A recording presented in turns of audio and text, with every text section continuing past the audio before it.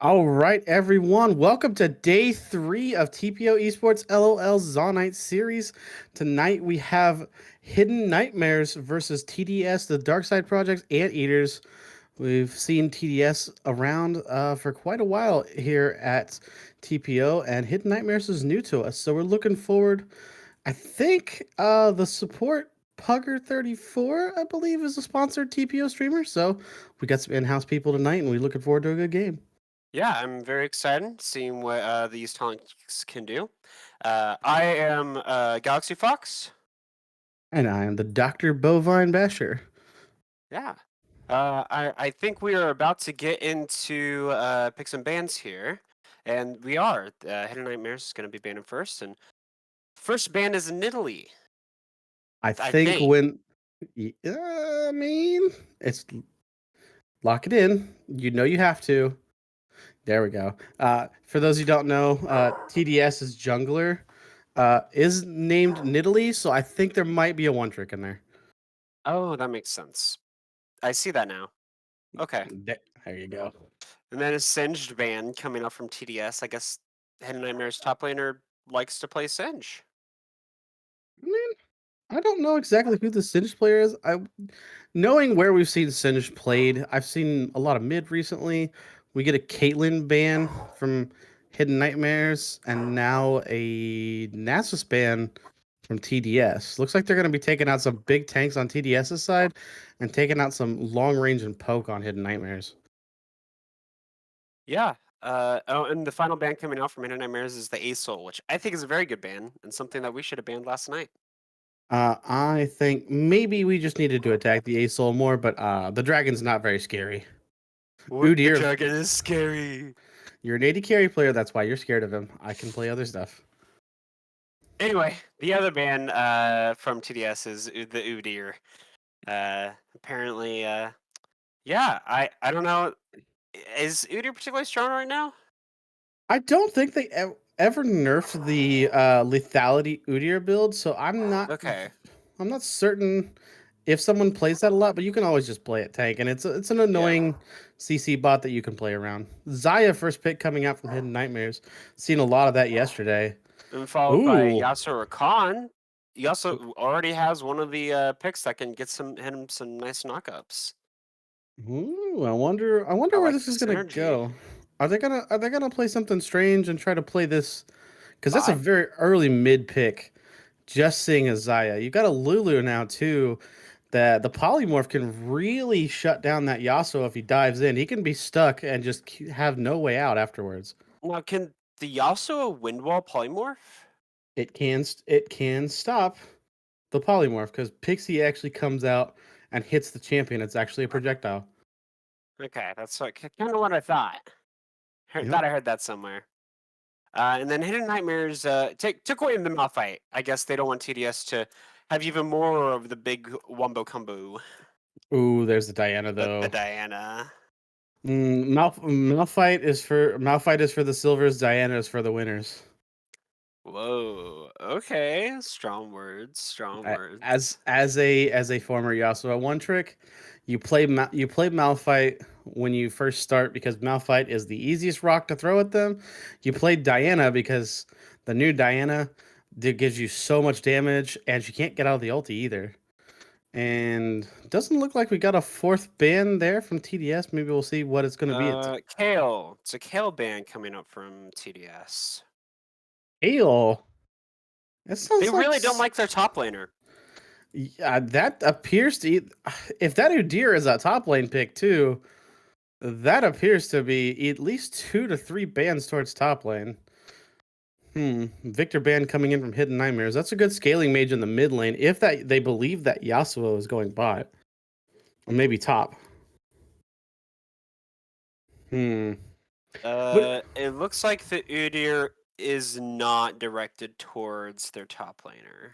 okay, jungle pick it is. Nocturne also going to be another ban. So splitting the bans here. 2 bans towards the jungler and 3 bans towards top. Maybe this inch goes somewhere else. Why would What they do you? ban Kale? Because they picked Malphite. Well, Kale. Kale's just a huge scaler. I mean, Malphite in lane isn't really going to affect the Kale. You're just giving her a free lane. Well, no, that's what I'm saying though. Hidden Nightmares chose Malphite, so why would TDS ban Kale? Unless. Unless Kale mid or Uh, Malphite uh, jungle or are we getting the Mage Rock? Are we getting a very spicy rock? maybe these teams know something that we don't. It could be. If they've done their research, there might be a few things they know that we haven't seen. I don't know how much these teams know each other. Maybe the few players have played with or against each other here and there. Maybe they've seen some recent games together in ranked flex or ranked solo. Azir picked up from TDS going with the scaling mage in mid. I think that's looking like a Yasuo bot too. It is looking like that. Because Azir's gonna go mid. I don't know if I've ever seen an Azir go somewhere else. There has been a couple people in Korea that do play Azir top, but it's not gone very well. Okay. I mean, if you're Okay. brave enough, you could take anything anywhere. You are the resident LCK expert, so I trust your knowledge. I'm just saying. We saw what did we see Friday night? Or not Friday? What did we see? It was at Aatrox support. Oh yeah, Friday night. Yeah, I we saw the mean, Aatrox support. Granted, they didn't mean to pick it, but they but rolled with it. and we're definitely getting the confirmation on the Malphite mid. That is an AP rock. He has decided Okay.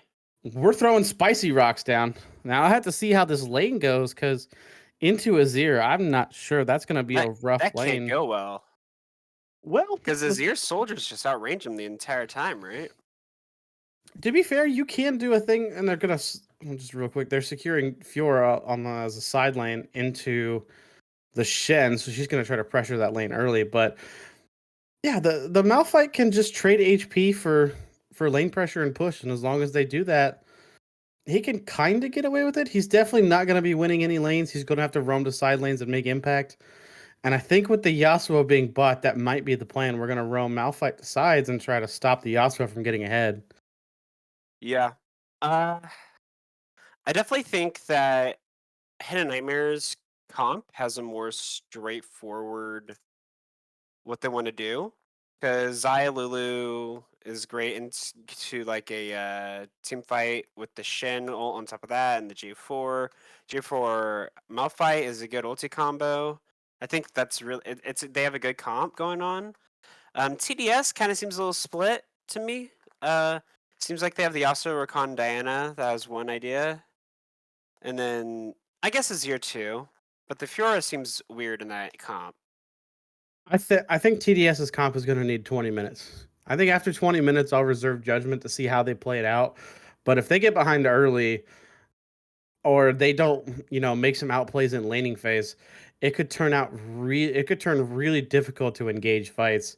Zaya's hard to get into. Lulu makes everybody safe. Jarvan's Shen for Peel and Malphite can start a fight anytime. Yeah, I just Yeah. think Hidden Nightmares has drafted something that's much easier to play. Yeah. I agree with that. And I think that's what I was trying to get to before, but I was stumbling over my words a little bit. All right. Malphite is top. We got confirmation. Wait a minute. So, Shen's mid? um, what? Shen mid. That's not something I've seen. Huh? One of these has to. That Malphite, if he's going top, still probably goes AP, don't you think? And it does look to be a Shen mid, unless they're gonna swap picks later.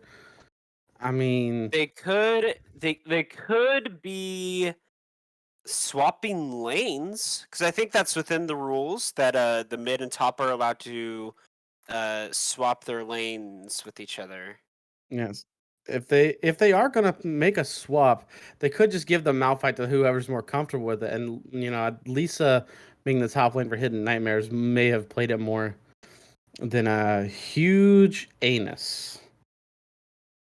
You know, I I read the name. that's That's what it that's reads as. it says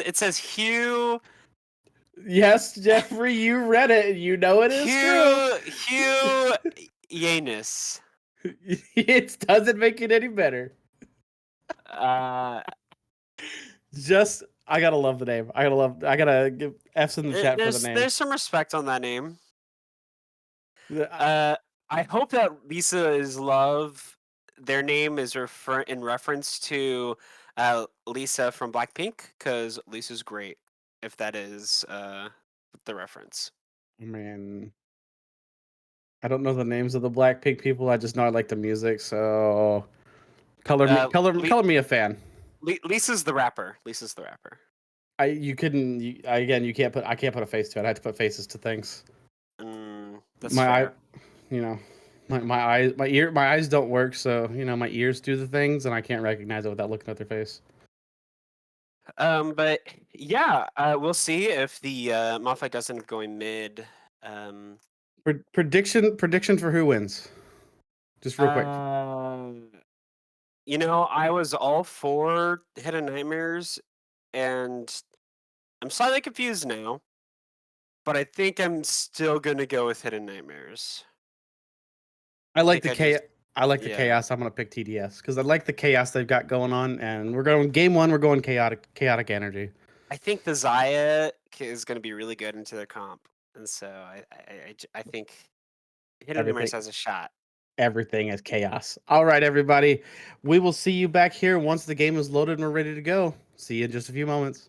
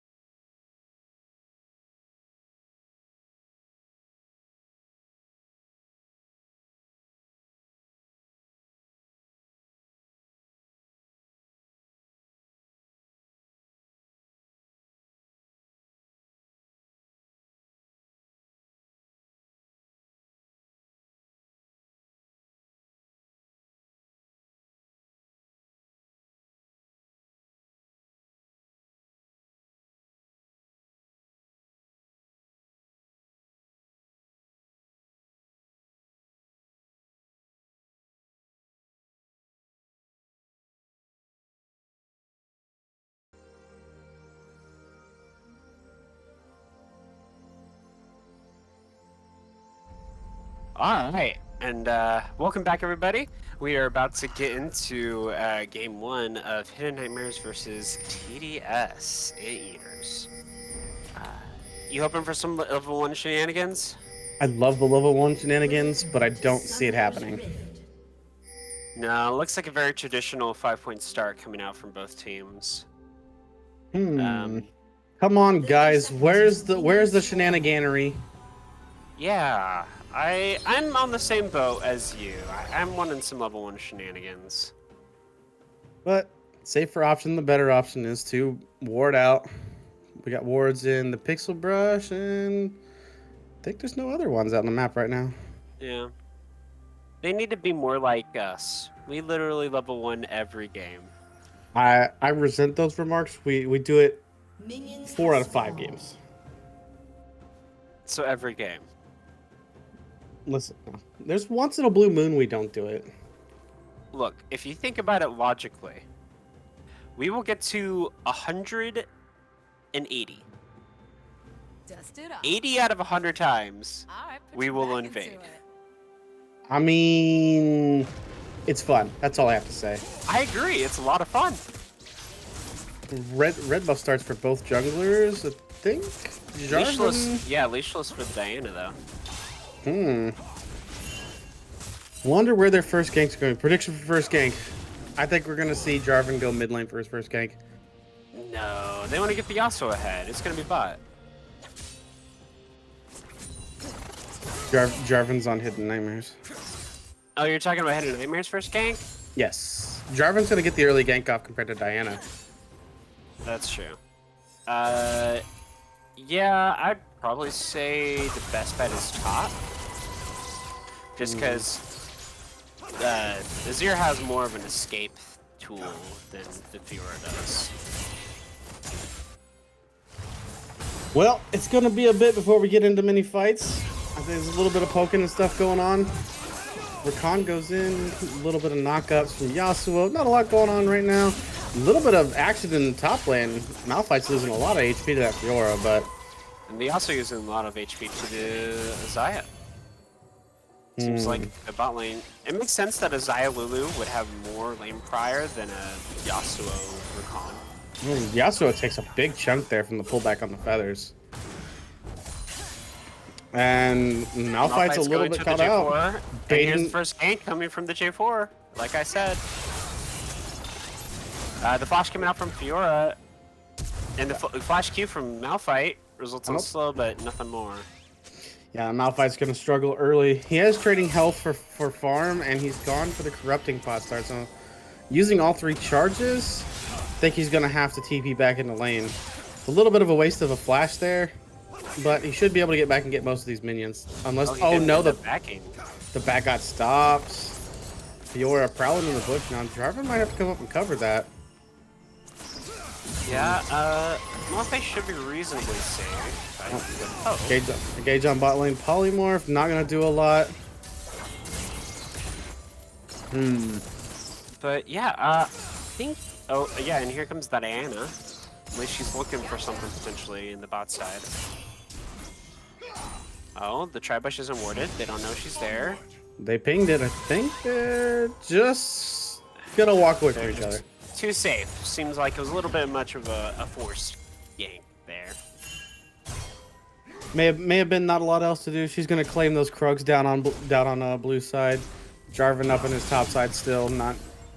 She is 2 camps ahead right now, so getting a little bit of an advantage. But Jarvan with that early cover on top, be a little bit behind. Yeah, and actually the Malphite is 10 CS up on the Fiora, which I'm surprised about. I think the Fiora is trying to fight him. You saw the HP pool trades. He still has not backed, surprisingly. Wonder if he's waiting for a specific amount of something. Maybe he's waiting for, you know, double cloth armor or something like that. I would think maybe you would buy a tier early. I like that start on there just because of the mana he has. Yeah, he did go Comet, so it's hard to tell whether he's going to go AP or tank Malphite right now. I think the real interesting thing is they did not switch lanes like we thought. It is the Shen mid, and it's into an Azir. And we're seeing, even though the Azir is getting good damage, Shen is only 4 CS down. Like, and Yeah, it's not bad at all. with the Malphite being 10 CS up, I actually he buys a Sheen first item. That's brazen. I respect it. It's actually the build. He's going for Frozen Fist, I think, Well, yeah, but or Iceborne Gauntlet, or whatever it's called now. I don't know. I understand what you're talking about. I think it would have been better for him, for him to grab a Bramble Vest first. That way you just stop a lot of the Fiora engage in top lane and then go towards your Mythic. But, you know, I respect the Sheen. I don't think he's gonna get much use out of it early, but maybe in the fights at level 6 he can get some decent usage out of it. Him and Jarvan together, maybe fighting the Diana if they catch her out in the river. Yeah. But I never thought about this, but Fiora can just easily parry Malphite ults. Actually, yeah, you're right. But you can That- also just walk up to the Fiora, and if you see the it's not coming Fiora out. flash burn by Azir, Shen, Jarvan are chasing it down. They stop the dash. Shen's gonna get this kill. First blood for Shen. Ignite used, flashed, and actually Jarvan, or not Jarvan, but Shen stopped the shuffle out. Engage on Xayah. Ignite burned, Ignite ticking. Shen ult comes out. They can't get it off. Yasuo's going to die, and the taunt comes in to get Rakan. And he jumps out, but Pugger actually gets it. And fighting everybody. Come on now. Malphite ult used. Fiora is low. She's just going to hop over the wall. And I think that's the end of the fighting for just a moment. Boom, boom, boom. 3 fights in a row. Okay. Oh, nope. It's not done yet. Jarvan's coming in. And he gets the knockup. He's going to get the kill. Flag and drag. Holy moly. 4 kills for... Okay, maybe I'm regretting a few choices. Pull back on the feather stops her. Ult from Diana does secure it. Thought maybe she had a chance with that flash pullback. It was a really nice attempt, but death comes to her all the same. An early Drake gonna be taken by them as well. You're saying something about mistakes made about something? Like I said at draft, 20 minutes is where we need to get to. We need to get some big items on the carries so that they can fight in, but their CS numbers are looking good. Yasuo actually out farming Xayah by 20. That is substantial. I think maybe they didn't want to fight there. I think maybe they should have taken their backs, but they go for the attempt. Gen ult comes in, and they turn that play around. Yeah, and I'm actually pleasantly surprised on how well Hidden Nightmares are getting their the ganks in and getting those early picks. It'll be nice to see if they can continue that pressure out. Yeah, 4 a kill for everyone except for the Malphite. Malphite only getting the assist, but Malphite, he's the engage tank. He's just going to build armor and be a big beefy boy, so he's okay with that. He just wants to get as much CS as possible, and Lisa's farming quite well. See how many minions? 1, 2 minions. Nope, got that one. I think he only ended up missing 2 of those minions of that whole wave, so that's going to end up being pretty big. I have a question. Yeah. Does Azir's soldiers do any physical damage? Was it pure magic when they Pure magic damage. Pure magic? Okay. So I was thinking maybe people go plated steel caps this game, but maybe Merc Treads are the better shot. The Sand Soldier art, or the Sand Soldier, I can't even speak, English is hard. The Sand Soldiers actually themselves do not count as auto attacks, even though they are. Plated steel caps just reduce damage from attacks by 12%. So do Azir's Sand Soldiers count as attacks? Now they might, I don't know. So we got something going on here. Jarvan, Azir, Diana trying to fight. Shen tries to taunt in. Jarvan Coliseums himself to death. As we see Fiora now chasing down the Malphite, he might have to defensively ult out. Diana comes in. He's trying not to have to use that ult. Oh, they flash onto the other side, and he ults away. Did have to use the ult in the end. No flash burnt, though. Flash burnt on Fiora.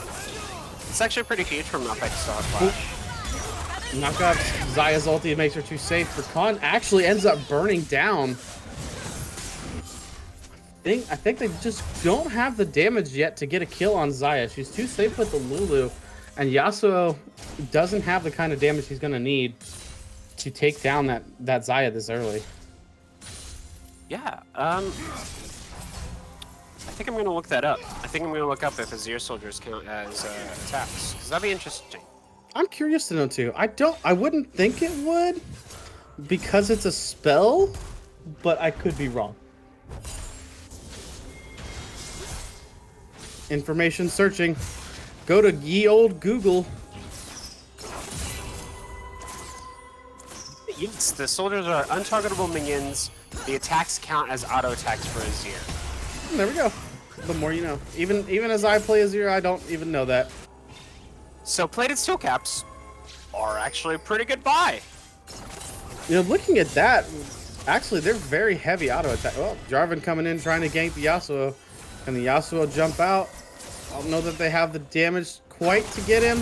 Rakan saves him, just gonna use his battle dance and jump away to the Yasuo. Because Diana does a lot of auto attack, Yasuo does, Azir, Fiora. Yeah, everyone should get him.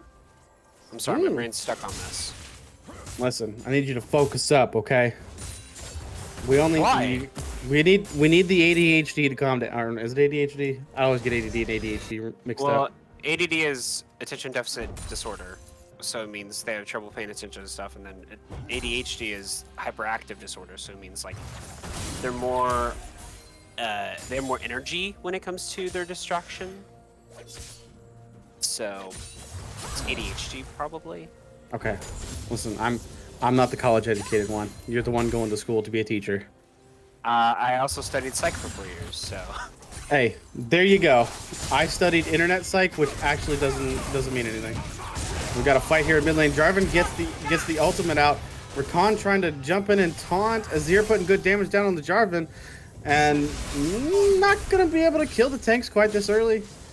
Jarvan's going for a lot of ganks, but he is down severe in his jungle camps. Doesn't even have a full item. And a re-engage coming in. Diana jumps in, uses her ult. Lulu gets caught up. Shen uses the ult, he saves him. Two-man taunt, getting a lot of damage onto that Rakan. Azir gets in, shuffles out the Lulu, but they haven't been able to kill her. Lulu's running away with her speed and just gonna die to the Azir. 1-for-1 trade on the supports. Yeah, and actually throughout the CS leads that. Oh, still more engages. Yasuo's wind wall is going to stop the pullback on the feathers. Not going to get the kill on the Diana, but low targets all around. Jarvan and Zaya going to be forced to back, and I think this second Drake is going to be going to TDS.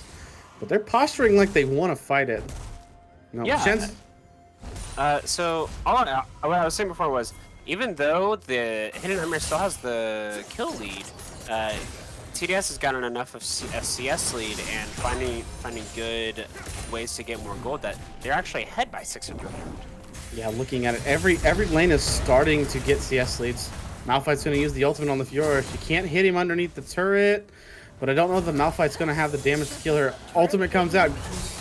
Grand challenge is on him, uses the parry zone, gets this third vital, but not going to be able to get the fourth without diving the turret. Yasuo gets Zaya's flash with the dash in on into her. Malphite wants this fight. Ooh, a miss dash means that's going to be down for a while. Malphite's chasing in for more damage. She doesn't have the parry, but the healing coming off. Get the clap. Get the clap. Oh, she heals through it, running away. I think they're not going to fight. Fight coming down at the Drake. Diana Yasuo combo coming in, and they're going to end up landing 2 kills. Jarvan and Lulu both going to go down. Man, Majestic 1v1. We need to see the Majestic 1v1. Will the rock or the sword win? it seems like the sword. The sword has won. The sword is mightier than the rock.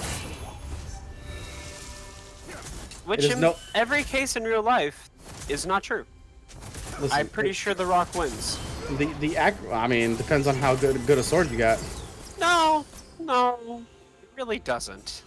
Listen, they say the pen is mightier than the sword, but we found out today the sword is mightier than the rock. That's a new game. We're gonna play rock sword pen instead of rock paper scissors. So what does pen beat? Pen beats sword? Pen beats sword, sword beats rock, rock beats pen. That doesn't make any sense. What do you mean? The rock smashes the pen, the sword beats the rock, and the pen writes all over the sword. The Makes sword perfect sense. doesn't beat the rock. Listen, Rock okay. beats both. What are you talking about? The rock sharpens the sword, Jeffrey. See? But Now it's it not makes gonna sense. Eat it. Well, it sharpens it, It's not gonna cut it in half. but it can't, the rock can't hurt the sword. That's come on, you're making this overcomplicated, all right? No, you're making it too simple. Simple brain works best for me. At least with rock paper scissors, you have like some sort of understanding. Do you Rock think? obviously smashes scissors. Scissors cuts paper, and paper covers rock. I'm just saying, it's the same sort of logic that a rock, if it's heavy enough, would just fall through the paper. Or if a rock's sharp enough, it would tear the paper. So is rock just the superior thing? I mean, the You're sword right. is, You know, the you're sword- right. I think the rock is just a superior thing. Rock should win every time. So we're just gonna call the game rock from now on. Oh, Diana gets the ulti on Jarvan. Can he flag and drag out? Shen ulti coming on Jarvan, trying to save him. I think this is a bit too much committal from Hidden Nightmares. Malphite jumps out. Azir going for the shuffle. Ooh, misses it by pixels. And Malphite's gonna walk out. But one kill onto the Jarvan coming through. A little bit of a misstep walking into his jungle with no vision. I don't know that they had any wards on the outside to see Diana and then walk in. Engage from Rakan. Xayah comes back in with the engage. It's a double root. Stopwatch from Rakan isn't going to do anything. Xayah kills him. Flashes from Lulu. And Rakan is out. Just not enough damage yet on this Yasuo. And I believe he's starting to fall behind in levels too. He might be a level down. Even though he has CS lead. Blue team's turret has been Yeah. destroyed. Wait Can't and click see. on him right now, but Click on his corpse. I can't click on the corpse. Okay, fair enough. He'll respawn in about 5 seconds and we'll see exactly what level he is. But Xayah getting kills, and they are at the same level, so Jarvan getting another stop on the Azir dash out. TP coming in from Fiora. Grand challenge issued onto Jarvan. Shen gets the taunt in after the parry, and Fiora's going to be forced to walk out here. I think they actually might beat them. Not with the Diana, though. Two-man ulti. Moonfall comes down, and she gets the double kill on Shen and Jarvan. Yeah, that Diana is a little strong. She's a little strong. How much gold does the Diana have in her pocket right now? She just go back and spend that. 2.5K. She has 2.5K and is 3K gold up on the J4. We're getting into territory. She's doubled Jarvan's farm right now. Power farming her way through both jungles. Pretty close. She'll be flame horizing him. Oh, that's difficult to do in jungle. If you do something like that, there might be some issues. 4K gold lead overall for TDS, as I think they are starting to get to the point where they have items enough to fight in a 5v5. And I think they're just gonna hop in on the Xayah. The Xayah has been using good ultis and dodging everything. Oh, there's a long TP coming in on the Yasuo. I think he's overstayed his welcome in that neighborhood. This is not your neighborhood. Unbreakable. Malphite jumps in. Unstoppable force. Dashing back and forth, but I think your days are numbered. Yasuo are going to get hit on the pullback from Ian Xayah. And the secured kill does cost them a TP, but the kill before the Drake fight coming up shortly. Yeah, that's a really good pick to get off before the Drake happens. But at the same time, I think if that Diana is just like, I want to contest Drake, I think they could. Diana's I on the mean, opposite of the map. She's putting She had second Rift Herald down. second Rift Herald down on first. top. Is that first Rift Herald? I think that's first. I think that's first. I think they never took it. They took it late. But it's getting a lot of pressure on these two turrets. They might be able to crack an inhib turret. Now, Shen and Malphite are going to respond. They do stop the Drake stacking, though, which I think is more important to give Hidden Nightmares a chance to come back into this game. I agree. Jarvan and Lulu covering top jungle. Rakan Xayah here. Xayah did claim an objective bounty down in the bot lane. So a good turret's going to give... Team's turret has been destroyed. I'm sorry. It's a good turret to claim. It's going to get them some more gold. Jarvan looks like he wants to fight. I'm not sure you want this fight, bud. This is not the fight you want. And you're in the wrong neighborhood. Fiora says this is my neighborhood. But But what about if you just say it's everybody's neighborhood? Listen, not everybody can have nice things, and TDS has said no. We claim this neighborhood as our own. What is it that Mr. Rogers always says? Listen, I never watched Mr. Rogers. I watched Barney and Outside the Box.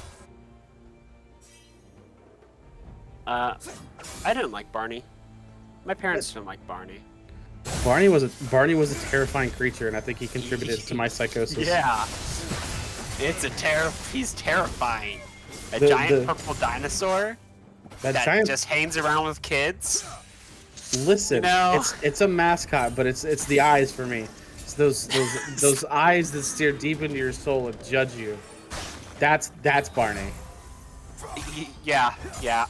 I watched Barney one time, I think. One time. And that was enough for me to realize this is not for me. All right, we see not a lot happening right now. I think we're gonna shortly see a Baron play maybe from TDS. They do have some wards and stuff on it. Not a lot of vision in the topside jungle. One thing Hidden Nightmares is doing a good job of is clearing that out. Lulu is going around. They're not the vision pretty well. They do have a ward on the Baron, and Fiora is kind of pushed up pretty far. Maybe if they get some extra members to this side. Shen's Yeah. waiting in base. I think a potential pick could definitely happen. He's If the walking. G4 is brazen enough. I think we've seen J4 be brazen enough, but Rakan engages in on the Lulu. Jarvan taking the blue buff. I think Rakan gets another engage. I think he might be in trouble though. Diana with the moonfall down. Zaya forced to flash away. Gets the pullback through. Malphite coming in. Big ultimates in there. Azir knocks them all away. Diana's not going to die. They don't have enough damage. Shen gets 1,000 gold shutdown on the Diana, but Fiora is going to pick up 2. And it looks like Malphite does get away. Unstoppable, right? Malphite did throw his ulti into the Jarvan ulti when they got 2 in there, but Azir shuffled him out afterwards. I'm rewatching this real fast. Trying to see exactly what happened here.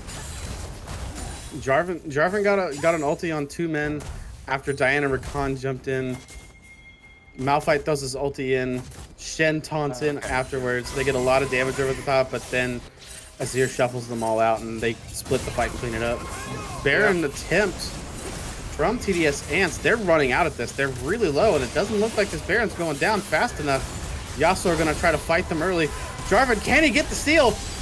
He does get the steal. Bounty claim. He does sacrifice his life, but that's a big take. That's a lot of gold. That is so good. That is so good for the side of Hidden Nightmares. Diana going down to in that fight, and they still try to attempt the Baron. Might have been a huge mistake. We'll see if that costs them anything, but for the very least, for the time now, it buys Hidden Nightmares more time. And a big save from Jarvan. He is nearly getting Flame Horizon, but it doesn't matter because all you have to do is hit that smite on the big purple worm. And we keep saying Flame Horizon, and for anybody that doesn't know, there was a player named Flame that was famous for being 100 CS over his opponent. And so it was coined Flame Horizon. Yes, what Jeffrey said. Because he literally was way ahead of his time in farming in top lane. And then he moved to the LCS and died. He didn't. He had some mild success, but just not as much as LCK. Not as much. He's setting up for this Drake. Jarvan flag and drags in on Diana. I'm not sure that's the one you want. Shen ulti is going to come in. Lulu ult comes to get the additional knockup. They're all in a big area, but big knockup from Yasuo ulti. And I just don't think they have the damage. They're able to kill the Rakan, but Fiora dragging in Azir's soldiers. He's online. Yasuo not with the IE yet. Fiora's going to TP bot and take another turret while they finish off this Drake. Third Drake for them is going to put them on soul point, and these fights are getting harder and harder, Jeffrey. Yeah. I don't know how Hidden Nightmares is going to come back from this. I think they need to try to get another Baron steal, maybe. I think maybe picks is the way to go. They need to stop team fighting because that's obviously going well for them. I think they need to zero out a target, and it's hard to see a target they can zero out. Rakan and Yasuo are really the only two. The Zir is too far back, and Diana with the Jack Show and the Magi's now going towards a Sunfire. She is going to be incredibly tanky. Yeah. I think I'm looking forward to seeing if she can stack that book. I always like seeing a mix stack book. It's a lot of damage. I'm not sure we're gonna have enough game time for that to get max stacked, but I look forward to seeing it. Let's see how much the Nidalee can get the book pages going. 25 pages is a short book, but it's a massive amount of damage. No, the book's pretty big. I mean, look at that thing. It's gotta be like equivalent of 100 pages. Jeffrey, how many books have you read in your life? Quite a few. When have you ever known a book to be 25 pages? Children's book. That's what I thought. There's children's books with 25 pages. Listen, the Dr. Seuss books don't count. But those Looks are longer like- than 25 pages. I'm talking about like tall books. Oh my goodness. I think that might not be the comparison we want. 8,000 gold ahead. 8,000 gold ahead. The lead is right now TDS. Looking completely in the driver's seat. Looks like they might just be waiting on objectives. They're just farming it out. Not really making any plays right now. I think they're just going to take their time and be patient. You know, I respect TDS for being patient, but I honestly think that they could just probably slap them with their wallets and run it down. I think they have the pressure to end it right now, but there's no sense in taking risks you don't need to, pushing out too far. As we've seen and as we know, that is ways you can lose the game very That easily. is very true. My favorite team G2 is very famous about doing that. I was just talking about Argonauts last night, man. We didn't throw away that big of a lead. But we did throw away a 4,000 gold lead, and it's not impossible. You got an engage from Jarvan throwing down his ulti. Malphite in. Yasuo dodges it with the last breath.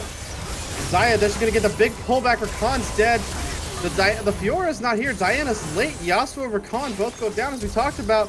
Malphite once more. He's chasing. Shen gets the taunt through. Fiora's taking bottom lane turret and a big moonfall, but it's all against the tanks.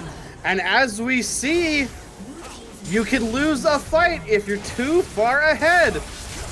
Fiora's taking You're damage. right. Jarvan, can you win this fight? I don't think you can, buddy. You know, Don't die, Jarvan. I will admit I ate my own words there. Definitely just slapped that in my face after I said it. I think we have our first Casper curse between us two. Jeffrey, I think you're gonna be the Casper curse. I think I'm just a curse. Don't sell yourself short like that. Well, because last night, before Game 2 started, I said, I kind of want to go to Game 3 and play more games. I mean, you did ask for it, let's be honest, so. And you're asking for it there too.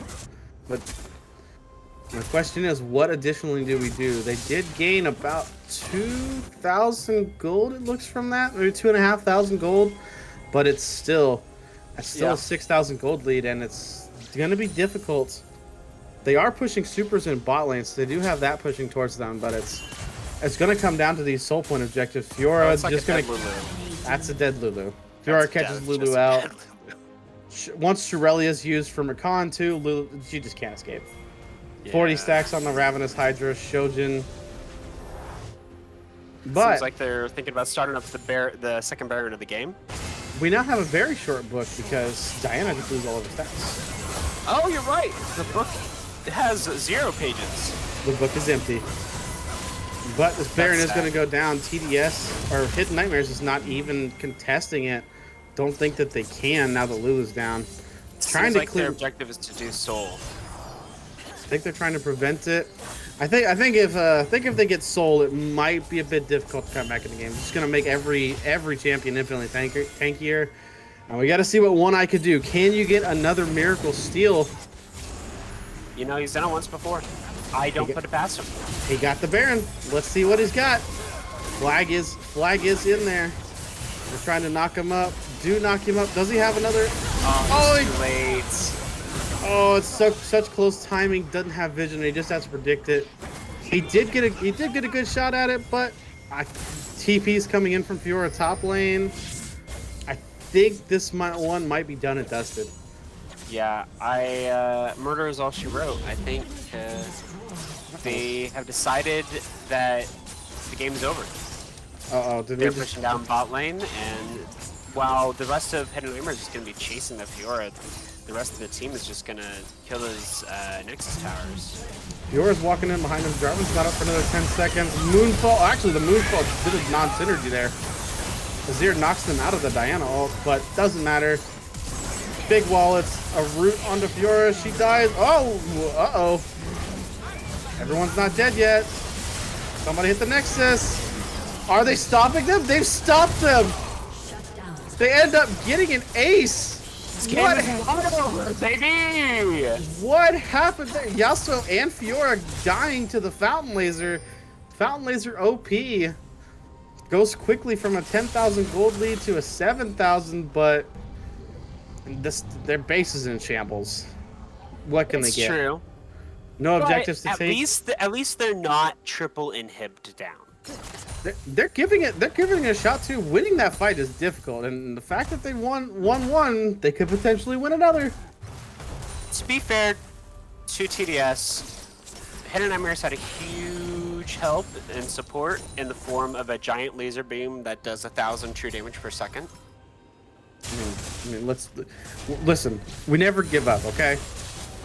Never give up, never surrender. Don't let your dreams be memes. This is North America. We never give up, okay? They have a chance. Sure. No, they do. They have a shot. They have a shot. They can make this work. There's no one on either team that is particularly like, oh yes, I scaled a late game and I become unstoppable. So right. Yes, they both have a shot. I think Hidden Nightmares still has a shot of winning game. I think, yeah, now that Fiora can't really side lane anymore, well, she still can. They're just pushing down bot again. Did you see me yawn? Yes, I saw you yawn. It's involuntary. This game isn't boring, I'm tired. I woke up early. Zio trying to flash ulti there. Yasuo does get caught, go down. Sorry that I missed that play there. Jeffrey caused me to yawn, and I got a bit distracted. Lulu, you're in the wrong neighborhood. Again. It's okay. You know, she was just figuring out where the rest of the enemy Grand challenge issued. Zaya is no joke. That's a lot of damage. That is a lot of damage. Stop playing around. Zaya is not playing games right now. She is not ready to call this quits. And they've still not over. You know, I'm always so nervous whenever a Nexus is fully exposed. Having just at least one Nexus tower provides so much more safety. Because the Azir could TP in on a random ward, or the Fiora can, or they can hop over a wall or something. Just is very frightening. Well, for now, it goes on. They've almost evened the kill score. Only 4 kills separating them. It's still a bit of a gold lead, but if they win a big fight, there's a lot of gold to take on the map, and especially they're going to have those bounties for a bit. They could push their way down a lane and probably could claim 3 objective bounties quickly if the Xayah survives. It's funny. Whenever an Azir turret is destroyed, it shows up on the timeline as a normal turret. Yeah, did you look at the timeline here? You can see so many more turrets than they have claimed. Yeah. But let's see where this ends up. Red team's turret has been destroyed. And there's the red turret destroyed. That's interesting. I just noticed that J4 and Shen both have Ionian boots. Yeah, that's the cooldown boots are built on a lot of people now. Not just. Did they get buffed? I don't think they buffed, but they've never been nerfed, and they've been strong. Okay. Even last year there was a lot of junglers are building the Ionian boots just because the item haste is really good. Or not the item haste. The ability The haste. Yeah, the summoner spell haste, not the item haste, is really good for people who want to use their flash and other spells a lot. So they tend to buy those Oh, I quite didn't often. even realize that there's summoner spell haste. I'm so smart. Hey, listen, some of us read the items. Oh, death push set up here. I think they might be more afraid. They're not even trying to fight drag. Is TDS afraid that they can't win this fight now? They have cut up. There's a lot of items on that. Xayah is 5 items. You know, They're I just think that Hidden Numbers has the right idea. But for Elder Dragon, the Elder Drake is definitely the thing that's going to be they're gonna get the Baron. determining factor. But they're not. They're gonna get down there, and they're gonna have to rush a fight though. No, they can't kill it in time. They have 10 seconds. Oh, they're trying to death push themselves. I'm not sure they want this fight. Xayah's not there immediately. Big knockups coming in. Malphite, Yasuo over the top. Spell shields out the Xayah ult. Or Wind Wall's out the Xayah ult. Tanks are all down. Zhonya's pulled back. Xayah is forced away. And they're going to end up with kills on everyone but Xayah.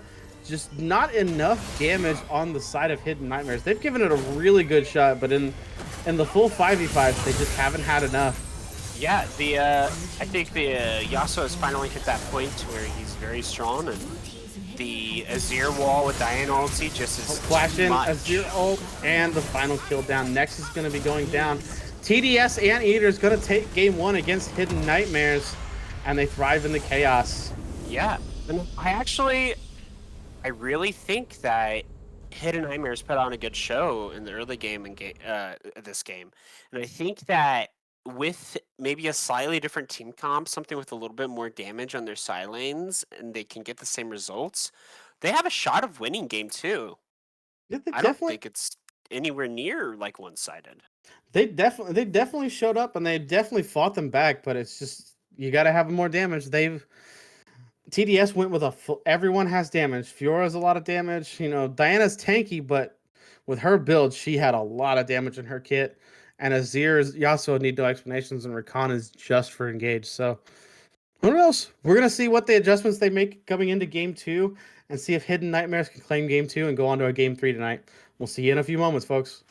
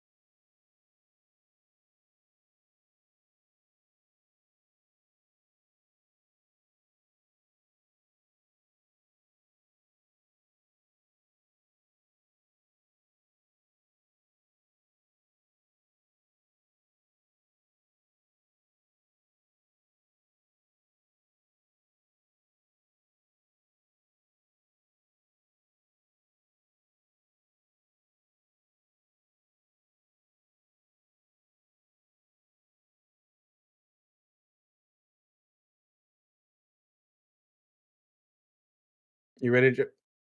Yeah, I'm ready. All right. We're gonna get in here into pick ban of game two here shortly. Now, what do you think? What do you think? Hidden Nightmares needs to shore up about game two, Jeffrey, to get a win. I think that in order for Hidden Nightmares to get a win, is they need to draft more damage onto their side lanes and really stop their jungler from trying to get control of the map. And I think he was really proficient on the Diana.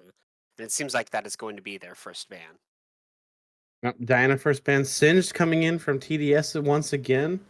Doesn't look like they're changing much up, at least in their first round. Hidden Nightmares does choose blue side again, and I think we might end up seeing a Fiora ban here as well. Oh, excuse me. Nope. Once again, Nidalee gonna ban the one trick. Think we'll see 3 jungle bans? Mm, maybe. I think that jungle was really strong that game.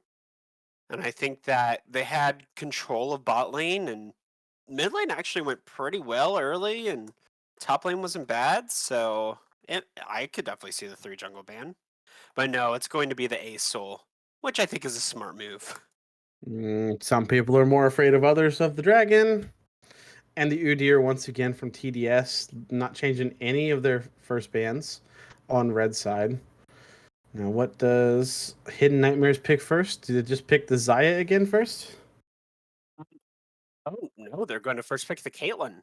Ooh, not banning the Caitlyn, banning the Diana stand. They're gonna take it. Yeah, I think Caitlyn is a very powerful pick and has a lot more potential to try to carry a game than Isaiah does. See a Ziggs hovered here. Now the question is, do we think the Ziggs is gonna be mid or bot? And it is locked in. Um, Based off of last game, I would say it's more likely to go bot. Yeah, bot lane. Well, they've only showed us one game so far, but they did play an eccentric pick in Yasuo, so I could expect them to play different stuff. I mean, I'm definitely a adamant believer in Ziggs bot. I've played Ziggs bot on multiple occasions. And Sejuani paired with it, so are we gonna see the Fiora? Fiora Sejuani is actually not a bad combo if the Fiora wants to get some early ganks and stuff going on, get her rolling. Yeah, I think that, and I actually think that even plays more into the Ziggs being bot. Because I would think they would want their mid laner and top laner to be the melees that the team would need for the Sejuani. Heavy, heavy priority bot lane. They're gonna be going forward. Leona, no Lulu this time. Leona and Caitlyn, range and lockdown coming in. Hmm. I would have. I like the Leona. I like the Engage. I think I would have gone Morgana in this instance, only because I know that her and Caitlyn are such a strong pairing, and the Black Shield could be really nice against the Ziggs and Sejuani. I would still go with the Lux. And there's the Karma Lux works hovered. too. Nocturne picked on the other side. Gonna dive in. Is now we're gonna see Assassin Missile or we're gonna see Stridebreaker Missile? Um, yeah, I think that depends on what they pick for mid and top, because Assassin Missile could work. But based on the fact they already have a Sejuani and a Karma, I would say Stridebreaker makes more sense. Yes, but we could get the all elusive Magic Missile. How elusive are we talking? I played it one random game in ARAM and I don't think I got a single kill. So non-existent elusive. I was a Magic Missile and that's all that counted. you know? Now we're banning the Yeah. real Magic Missile. TDS is gonna ban Ornn and Malphite, taking out some huge tanks. No, not the Orn Horn. I want to see some Orn Horn. No, no. We got our Phil Friday night of bonks. That's true. That's true. We could have had I, the same argument again and annoyed everybody. no, we're not a married couple. I'm not having that argument with you again. You wish. Hmm. I don't know. I do make a good wife. What makes you think you'd be the wife? Because I cook better than you do. Yeah, but I'm more As passive. That doesn't mean anything. I could still be That's dominant. true. I could still be dominant and be the wife. That's true. You could. All right, we see final ban Oriana and Ezreal picked up for TDS. I think that Ziggs is going mid now. So Ezreal Karma. And they're saving counter pick for top lane. Malzahar going to get locked in for Hidden Nightmares. I mean, it Yeah. does give them single target lockdown for the Nocturne to jump in on. And an And Urgot. Ooh, Urgot. the crab coming in with the shotgun legs. I like that pick. I like that pick a lot. I like that pick for the sideline. I think it Yeah. definitely gives them the damage they were lacking. They have the utility from Malzahar, so they can get picks on single targets really well. I really love this team comp from Hidden Nightmares. I want to see what TDS comes out with in their final pick before I reserve judgment. It has to be a melee. It's blah, blah, blah, blah, blah, blah, blah, blah, what? It was a mispick. It was a mispick. Okay. It's Gragas. Gragas. It's Okay. Gragas. Makes way more sense. Okay. It's a I think Gragas. I think I've been ruined by the Aatrox pick because at this point, if something gets insta locked on last pick, I think it just I believe it. I believe it totally, and I'm Yeah. like, let's go forward. So that is a Gragas, even though it's showing a Jin. I, it was so weird. Like the Aatrox could make some sense in my head somewhere, but the Jin just does not fit anywhere unless it's like a Karma top with So Ezreal Jin bot. Karma top Ezreal Jin bot Ziggs Mig says Wani Jungle. And maybe if Jin was Keria, we could have that, but this is not Keria. And I don't think Yes. we're going to see anything like that. But makes more sense to Gragas. Give Sejuani that melee top for her to gank. I'm not sure how much they want to fight an Urgot like that, but No, no, no. If I was that Gragas or the Sejuani, the Urgot would be the last lane that I'm ganking. I I'm actually gonna give this to TDS. Really? I'm gonna give drafts to TDS. Yes, I think as a whole, the range that their comp has and their damage dealer have, they don't have quite enough on Hidden Nightmares to dive in. Like Nocturne can get in, Leona can find picks and stuff like that I mean, potentially, but Urgot is really low range. Malzahar's low, and Caitlyn's gonna be threatened if she walks up that far. I, I don't know. I think that the Caitlyn can play from a safe enough range that the comp from TDS isn't going to be able to do much to her. And I also really like the Nocturne in this. The blind can apply a lot of pressure to these squishy champs. And the Gragas just doesn't apply the auto attacks like a melee champion should. And while the Sejuani ult is very good, it almost makes her not anywhere near as relevant as she could be. Yeah, I think that Sejuani loses a little bit, but as far as being a good frontline, Sejuani can still handle that. She's got a lot of CC. It's just going to be a little bit trickier to play her, but I think with the success he had on the Diana last game, until he's proven wrong, I think he's got a good chance to make some things happen. Yeah, I actually, even though I was wrong in my prediction that Hidden Nightmares would win game one, I do think that they will win game two. Hmm. We'll have to see if they put a poll up shortly and see what the rest of chat thinks. Might talk about that as we get into game one. Because they did pick TDS. There was a split draft at this point, so neither one really getting a big win out from chat. I think that's really the way it is. Both teams have ways to win. Um, I think I am going to give the scaling a little bit to TDS, I but they think, can. yeah, I don't know. A Caitlyn Urgot in scaling, that's pretty strong. Asriel Ziggs, though. I know, but I feel like TDS's comp doesn't have that upfront damage. It's a lot of reliant poke and a lot of like supportive damage if they don't get fed. I Now, think, if they yeah, get fed, that's another story. But I think Hidden Nightmare's comp is just so straightforward, and they have obvious sources of damage and they have a tank and a bruiser, and I don't know. I just think that it's a better comp. I think this is going to be a much closer game. Think it's really going to come down to execution. Bot lane probably going to be a critical thing. Maybe not as much with the Ezreal, but Caitlyn Leona are definitely going to need to get ahead. Yeah, but that'll be all for right now.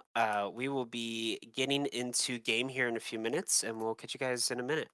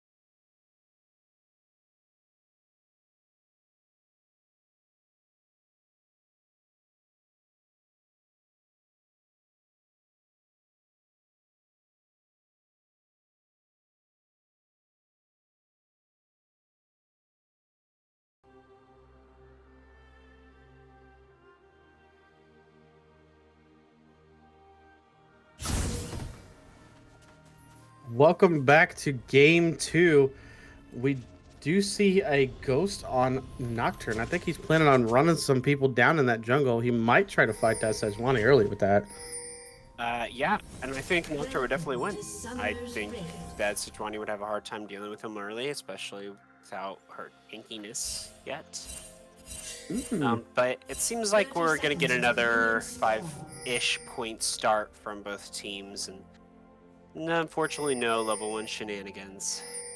I think neither team seems to be the risky type and going for step plays like that. So we'll just see about a minute and a half before we really get into the action kicked off. Not a lot of damage early on these fights. Probably gonna see our first plays coming in probably around level 2 and bot side or top, depending on Gragas and Urgot how they want to fight. Yeah, I noticed that the Malzahar took for strike. Is that what he's supposed to take? I don't know. I would say that's uncommon because his dots don't do that much damage right away. They're directly at me for too long.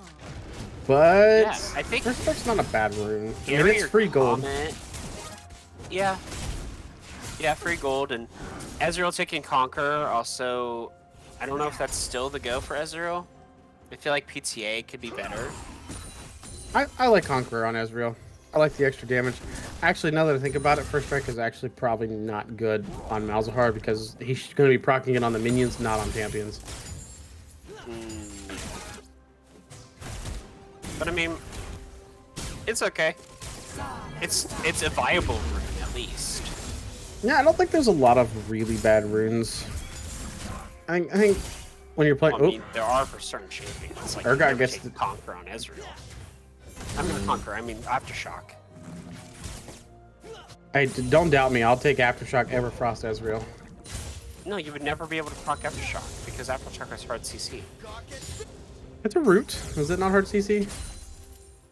No. I'm not a sport. You would need to build Everfrost. Yeah, see, there you go. You build Everfrost, and you have Everfrost AP Ezreal. Yeah. It's an option. Anyway, Ezreal stepped on a trap and it's gotten a lot of poke out. Same with the Karma. The exhaust comes out onto the Caitlyn, and Leona's just battling these people. And the first blood does come out, and the Ezreal is able to trade a 1-for-1, but the Leona does trade back the double kill. Okay, Leona, not the greatest to get early kills on Leona, but Leona is fighting right now. She said, "I am stepping up, and I am not afraid." I am very used to a Leona taking the kills and battling till the end. My support for years was a Leona one-trick almost, and scary. I mean, to be fair, back then Joey was probably doing more with those kills than you were. Ooh. Sorry about that. Just throwing a little shade your way. I'm going to choose not to get upset. Come on. A little bit of shade's okay. You can throw it my way, too. Going to choose not to be upset. Let's get Unlike flashbacks. how Teddy, our sub, could probably come into our team. Oh, we get a jump in from Sejuani here, trying to get the Malzahar down, and not quite enough damage. Gonna have to back away from the tower. But it's gonna force a TP and a flash, probably. Nocturne trying to fight the Sejuani early. I'm not sure you want that. I'm gonna back away. Nothing really happening. Some forced flashes. The fights are in bot lane. TP back to mid from Malzahar. Gragas a little low on mana. Gonna have to come back for a little bit. And all in all, it's looking similar. Oh, actually, I just noticed Caitlyn only has 11 CS to Ezreal's 32. Whoa! What? I think what happened is that wave appears to have been stuck near them for quite a while. Here comes Nocturne with the ghost. No flashes in. Karma might be dead here. Leona hits the lance and she's gonna get a kill. Dude, I'm telling you. telling ya, Hidden Nightmares, their early game is popping, and they actually have the damage carries this time. They definitely have more damage, so we'll have to see. Gragas with a good dodge on the E forward from Urgot. Ooh, that's a big chunk of damage on Leona. Yeah, but Nick, did you hear my response I said earlier? No, I did not hear your response. What was your response? I said that even though Teddy is our sub, I believe he would do better at mid than. I mean, you can believe whatever you want. I'm just saying. That I mean, just saying. He could. He could. Yeah. But you never know. Wouldn't get your shiny. Re-engage on Leona's going to go down to Ezreal, but Karma once again dying. 3 deaths on this Karma early. But those 2 kills on Ezreal and the CS lead he's got, I think they're going to need to kill this Ezreal, and he's very hard to lock down. I agree that those was very hard to lock down, but he's very also skill shot reliant, and I don't know if he's going to be able to fight back and land enough skill shots to fully get away from a Leona Nocturne Urgot. Guess we'll have to wait and see. Gragas going for the kill. Oh, what an E buffer by the Urgot. Ezreal fighting. Decided to come back in. No mana. Caitlyn, if she shoots out of the bush. Caitlyn, just walk forward. You kill that as easy. I think she's scared of where the other members are. They did see them up there, and Karma did have the prio on the Leona. Just fighting for vision here in River. Caitlyn Ezreal having an honorable 1v1 in bot lane. Normally that's something we reserve for sort of top lane, but I guess ADCs have decided honorable 1v1s are the thing now. Hey, I've been in plenty. Michael abandons me all the time, and I love having those honorable 1v1s. He doesn't abandon you. He doesn't abandon you. Yes, he does. He gives you 10 kills and leaves you on your own to die once. Exactly. It's still abandoning. That's not abandonment. He gave you all of the food you need, and you couldn't open the fridge, so you starved. Hey, making food out of a fridge is difficult. No, I mean, that's why I'm the wife. There you go. That's facts. Early Drake being taken here once again by TDS. They're going to get that Drake stacking early once again. It is a Cloud Drake first, and the second Drake is going to be an Ocean one. So we're going to get a good Drake that somebody's going to want to fight over. I think Hidden Nightmares might want to take one pretty early. Karma here in mid lane does get the spell shield off of Malzahar, but just forcing him back, that wave's coming into him. Yeah, I think if Hidden Nightmares are able to trade for this Rift Herald top side, it was actually not that bad that they lost the first Drake. Cloud Drake is not a very valuable first Drake.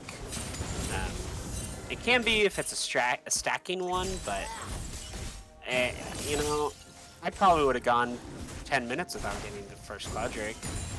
I think that's disrespectful to Cloud Drakes, but it being the first Drake also means that we're getting into better souls. Nocturne using the paranoia on top lane on the Gragas.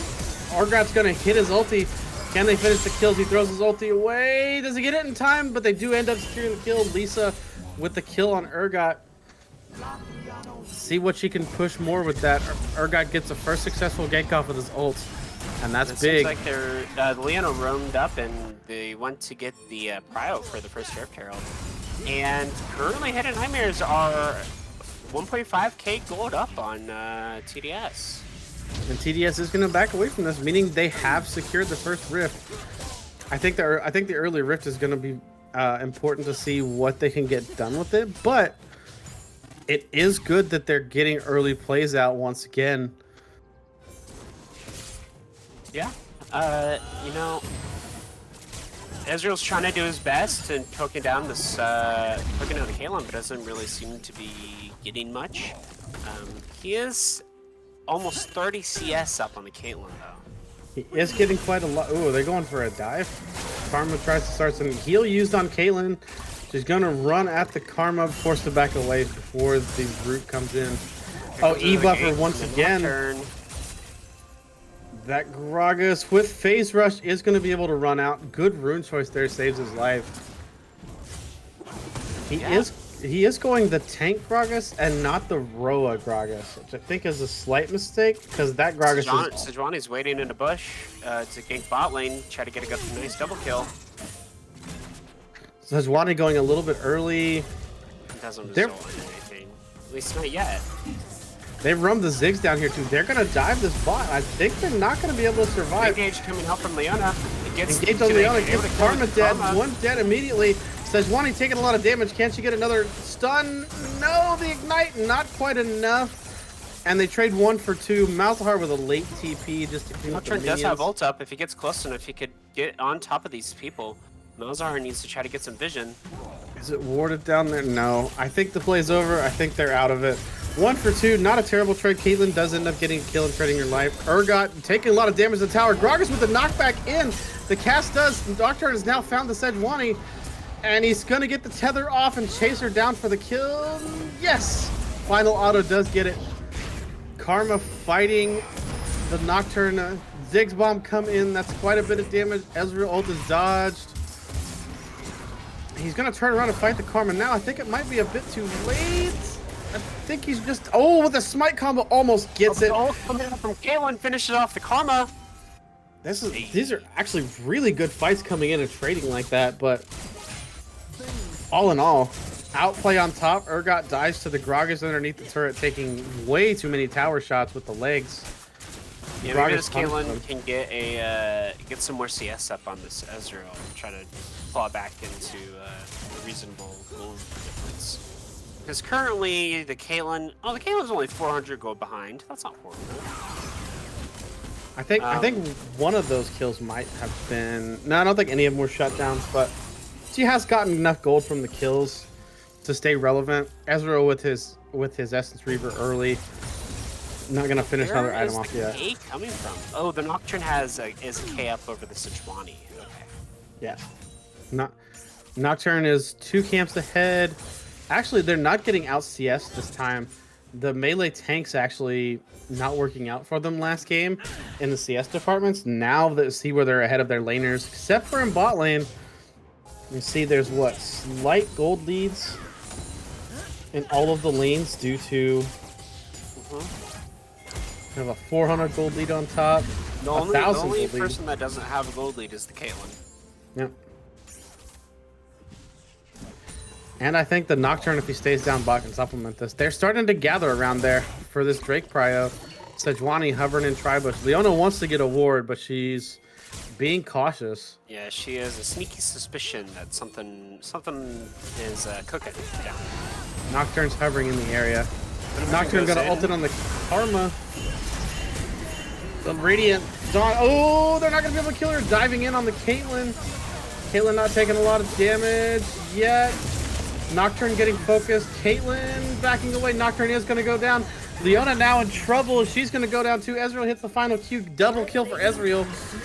And I think they might get a join. The Malzahar just wasn't there. Malzahar was hovering and just left, and they ended up making the play. I think it's a little bit of a mistake on Malzahar's part to walk away from that play with Drake up. Second Drake coming in now for TDS as they have the Drake stacking going. Yeah, 5 kills on the Ezreal too. They just made up at 1,000 gold in that one team fight. And with the Notions Drake coming out, it is going to be a Kintex Soul. And there's a fight coming in between Gragas and Urgot. Does Urgot have the damage? I don't know that he has the mana for it. Gragas canceling his W, gets the belly bop in, and I think that fight is just over. Nope, Gragas is hanging out. He wants it again. Both flashes burned. Urgot has his ult, but does not have the mana for it. Ezreal ult flying in, trying to hit the Urgot. Hit the Urgot. Just barely misses. Well, even game we have here. 500 gold is the separation. I think that this game is only going to get better for Hidden Nightmares if they don't throw away more gold towards TDS. They're gonna get, appears like they're gonna get first turret in bot as TDS has roamed their bot lane up top for this Rift Herald. That's going to give away first turret to the Caitlyn. I think that's giving her quite a bit of gold coming back into this. That is giving her quite a bit of gold. She's Still she's still 1,000 gold down. But she was 1,500 a second ago, so giving her something. Nocturne with the paranoia in onto the Karma. Ulti hit from Urgot. Urgot gets the suppression and pullback. And chunk. We have a kill on the Karma. Malzahar suppresses with Malefic Visions onto the Sejuani. She's just going to jump away. No kill there. Say what was it called? For which one? Malzahar? Malefic Visions. Is that what it's called? Yeah, I think so. Interesting. I never knew that. Oh, I take that back. Nether Malefic grasp. Visions is It's E. nether grasp. Ah, I got it wrong. Okay. I'm like, I didn't think that was the name of it, but you were confident in what you said. Listen, And you so gotta be made me believe it. have some confidence. Hidden Nightmares does decide to back away from that fight on the Rift Herald after getting a kill. I'm not sure that was right. Caitlyn jumps away. Bit of poke coming in from the Ziggs. Hits the trap. Caitlyn's walking away. Forced to flash on the Caitlyn. Gragas is coming for this. Caitlyn takes damage. Oh, the barrel misses, and I think it might end up in Gragas' death. Wow. Yes. That Caitlyn kited pretty good right there. Great usage of her stuff. She kites out of the center of the Zigzar. She should get Gale Force here. Yeah, she does. It does. It's gonna be really good for team fights. She's gonna be able to dodge out of some engage that could usually come on top of her. It is looking good here for Hidden Nightmares. They've got a 2,000 gold lead after they've won these fights here. I think they just have to take this third Drake and get another tower, and they might be on the driver's seat. I would agree with that. I think them replacing those tanks really has set them up for a much better way of success. Lisa does still have sort of the tanky bruiser, but he has more damage now. And the Malzahar's CC is going to be more important. Caitlyn is fighting the Ziggs. And she gets him! What a confident play from Zero there. Just walking into the Ziggs' face and not being afraid. Yeah, I'm jealous. I wish I played Caitlyn that well. Once again, game 1 and 2, the bot lane is looking very good. Got a little bit behind in the CS department, the Ezreal with some early trades, but that is not dissuading him from fighting. He is just walking into people. Yeah, I think the Ziggs is not doing as much damage as Nocturne ulti coming in. Once again, they try. Nocturne spell shields the Gragas ult. He's gonna get his ulti off. Suppression coming in. It's gonna fear the Sejuani back. And the Leona there for the stun. Do they get the kill? Leona with the ignite, and the red buff tick from Nocturne is gonna end up getting the kill right before Drake. 45 seconds. Now they are gonna respawn at halftime, so I think this might be just a bit early for that. Yeah, and while all that was going on though, Ezreal's top just farming against the Malzahar, which I feel like is a mistake, right? Yeah, he's he's 5-1. He's their strongest member. He's on the opposite side of the map. They're just giving this Drake and mid turret. Malzahar's just gonna keep clearing waves into his face as his Malefic Visions and his little creepy crawlies, the spiders, voidlings. I'll get it right eventually. I love the Voidlings so much. I loved his voidlings until we got Bel'Veth, and now I love for voidlings more. Do you know whose minions I really love the most? I don't even want to know. York's little crawly little shits. No, that's not right. It's never been right, and it's unacceptable. Oh, I think Ezreal walking into a vision. Oh, Nocturne is on the Ezreal. Can he get a kill? Forced to flash away. Ezreal is cleanse and flash used. Sejuani there getting a bunch of damage. Ezreal misses the Nocturne. It's a missed opportunity. Urgot flashes to try to get the ulti proc off on the Ezreal. Misses it, and he gets away with the E. And this is a chaotic fight, but the tanks for TDS are just going down. Hidden Nightmares proving that this comp actually dives in on the Carmen, gets her too. Mid turret's gonna go down. They have the option to come back to Drake, and I think they're gonna do that. TDS getting pushed out of these team fights. Did you know I love being right? You know, you might have said that once or twice. Look, the first game, I was not completely wrong. the early game was in favor of Hidden Nightmares, but their comp just didn't support the way they played. This time it does. So I just want to back up for oh, Nocturne Paranoid coming in, loses sight of Ziggs. He wanted to go in on him. And we get a bit of a troll ping from Leona there. She good spell shield on the Sejuani ult. I noticed in the chat there said Leona after Nocturne used his ult pinged already afterwards. little bit of fun coming in between teammates. Rift Herald's going to be used to break open the mid tier 1. Leona is quite tanky with Shield of Daybreak open. She's taking a lot of oh my god, that Ezreal damage comes in. It's a lot. Hidden Nightmares. I actually did not think that Leona was in danger of dying there. But Ezreal proving his damage is no joke. Yeah. What were we going to say before? You know, I have lost the thought. I'll get back to you on that. Something about how I said I was right. Oh, who won game 1? Well, I mean, technically TDS did. Okay. There's no technicality. There's only one winner and loser. I think that Hidden Nightmares put up a valiant effort. They had an early gold lead, and their competent support getting outscaled. And you know, and that is true. But this game, but TDS won. A Caitlyn and an Urgot and a Nocturne, and they're playing it very well. But they did lose game 1, so you weren't right about it. It's looking like Nocturne trying to chase the karma down. Go in their favor. Gets the flea. Sejuani coming in. Disruption coming in from the Ziggs. Urgot is fighting the tanks. Everyone is showing up a little bit late. It's the Caitlyn damage. Caitlyn with the trap headshots, getting a bunch of damage out. Ziggs is going to throw his bomb in. Not as much damage as necessary. Caitlyn losing half her HP. Ezreal's here late, and Gragas is just staying on bottom side.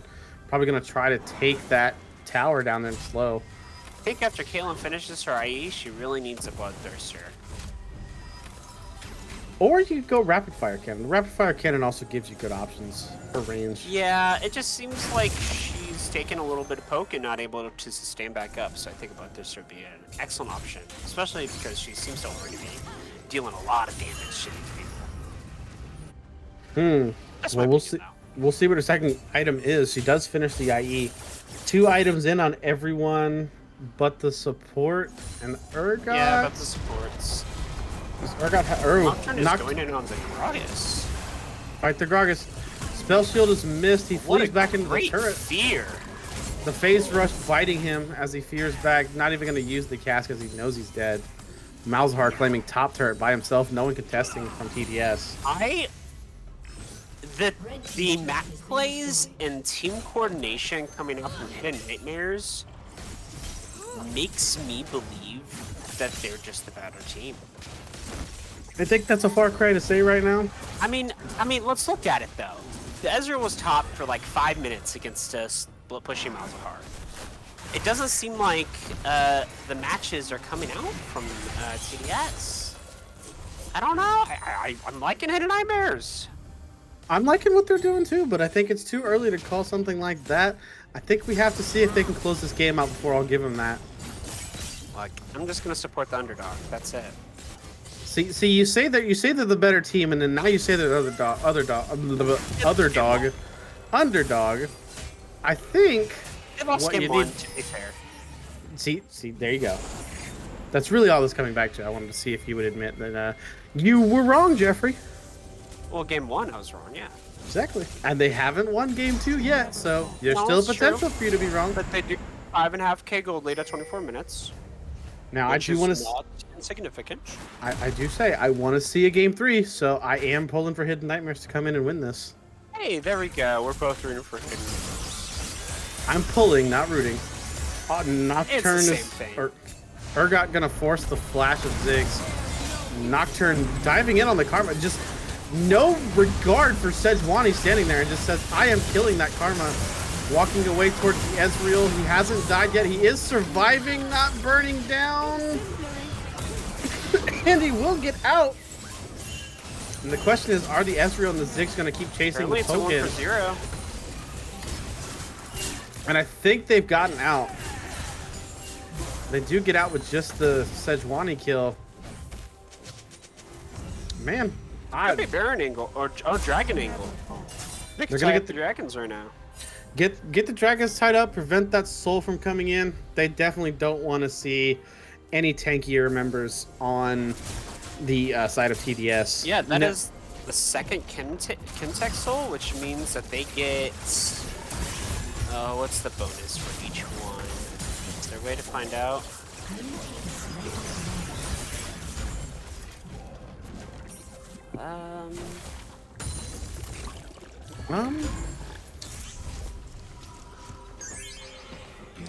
It does not. No, I do not think we have a way in game to tell exactly what it is, but I know that it increases, or the soul increases resistance when you're below 50% HP, making it harder to kill you when you're dying.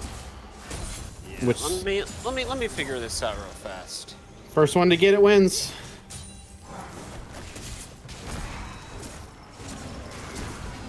Tech Drake searching the Googles. Greater resistance to effects of crowd control. I'm looking for specific stats. Yeah, it just says resistances to crowd control as well as greater effectiveness when they receive healing or shielding effects. Doesn't say specifically what the percentage is. Oh, here, maybe? No.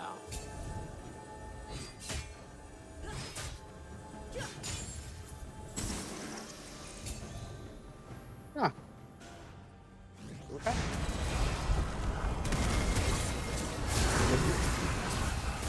The drakes themselves give just a little bit of attack damage. No.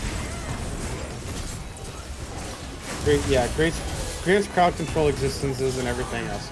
We have a fight coming in here as Nocturne dives in and gets caught. Sorry, we were very distracted by that Chemtech soul. Ezra are going to try to throw in to clear waves at mid. Nocturne. And Hidden Nightmares take another tower. So kills for turrets as Hidden Nightmares is now playing the macro game. Nocturne buys some time top, and they are just going to continue taking turrets. Another tier 2 going down. They're just going to trade another second tier tower for Baron. Baron calls coming in. I mean, if you're going to trade this and you're already on the opposite side, you can't get back to it in time. Ziggs is just going to stay bot and clear the waves. He can TP up if necessary. I think this is a mistake. A double TP coming in, but it's going to be too late. Everyone's going to be out. It's too late. That's a mistake in. Caitlyn can't get this turret now either. The recall's coming in. Ziggs actually bops her into the base. Caitlyn does not want to be there. Caitlyn might be dead. Caitlyn has to run. Gragas, if he throws the cask, might end up with the kill. She has Gale Force. Geraldo's comes in. Oh, and she flashes over the wall too. Oh, but the Gragas hops over. Oh, that's a mistake hitting that. She has to heal. Okay, she's out. Flash and heal used though. I think that's going to be important in this next fight, as if Gragas can get on top of her and get her back into the team, it might be a bit dangerous for her to step up. Yeah, I think I would have Gale Forced instead of healed. I think if she doesn't flash over that wall, she definitely isn't getting away. Well, sure. No, I think Flash definitely needed to be used. And I think, yeah, I think she could have used the Gale Force instead of the heal, but maybe she wanted to save it as a last resort. Going PD?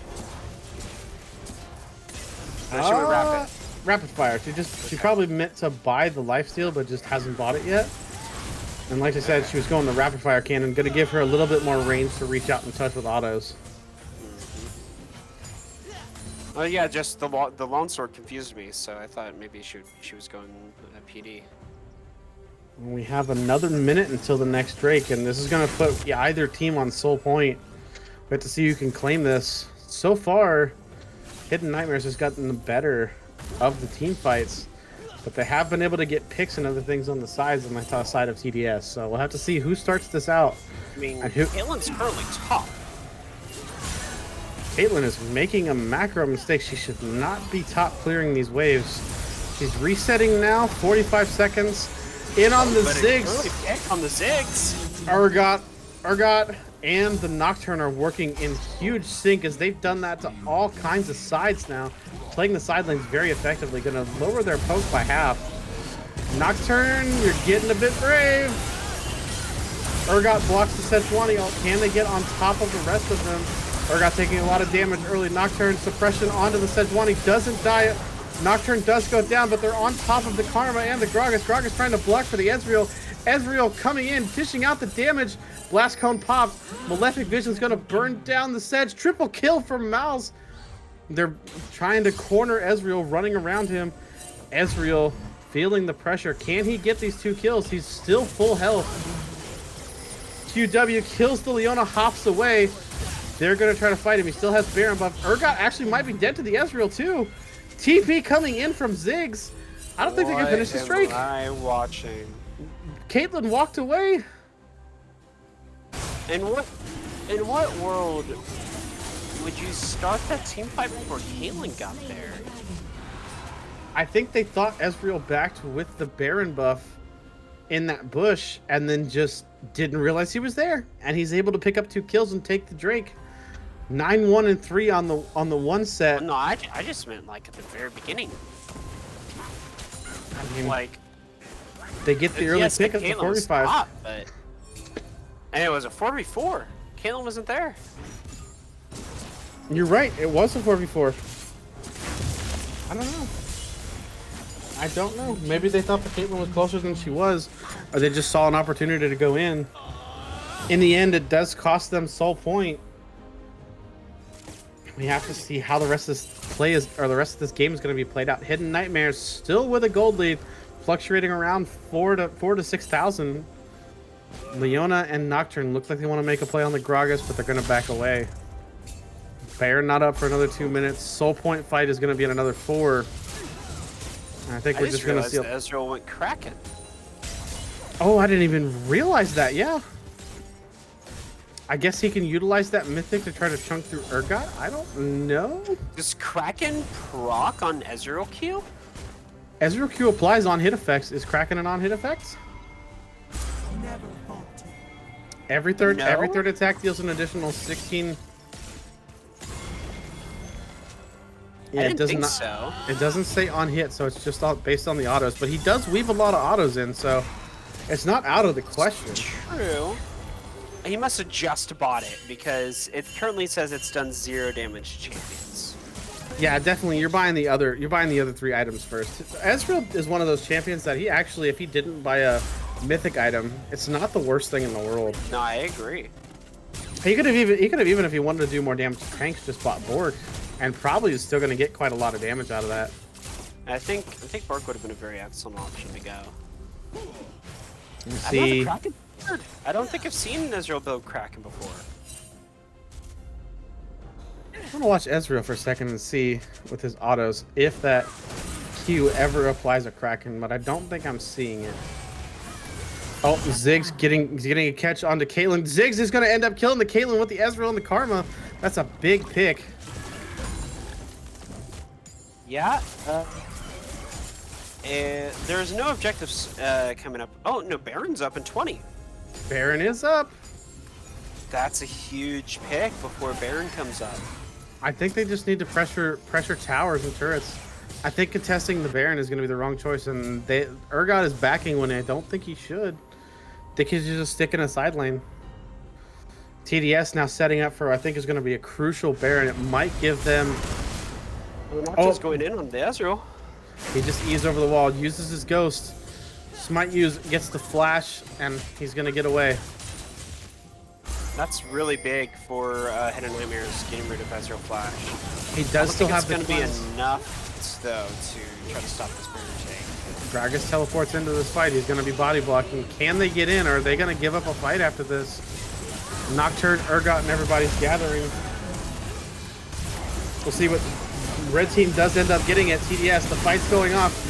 Bro, huge frontline damage onto Leona, and I think the Ezreal is going to be untouched in this fight. Nocturne doesn't have the damage to get into it. Ezreal with a double kill, and that pick onto the Caitlyn early. She shows up too late to do anything.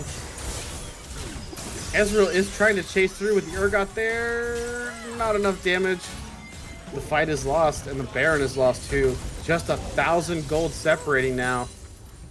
Maybe closer to 2,000, but holy moly, Ezreal's the most fed person in this game by far.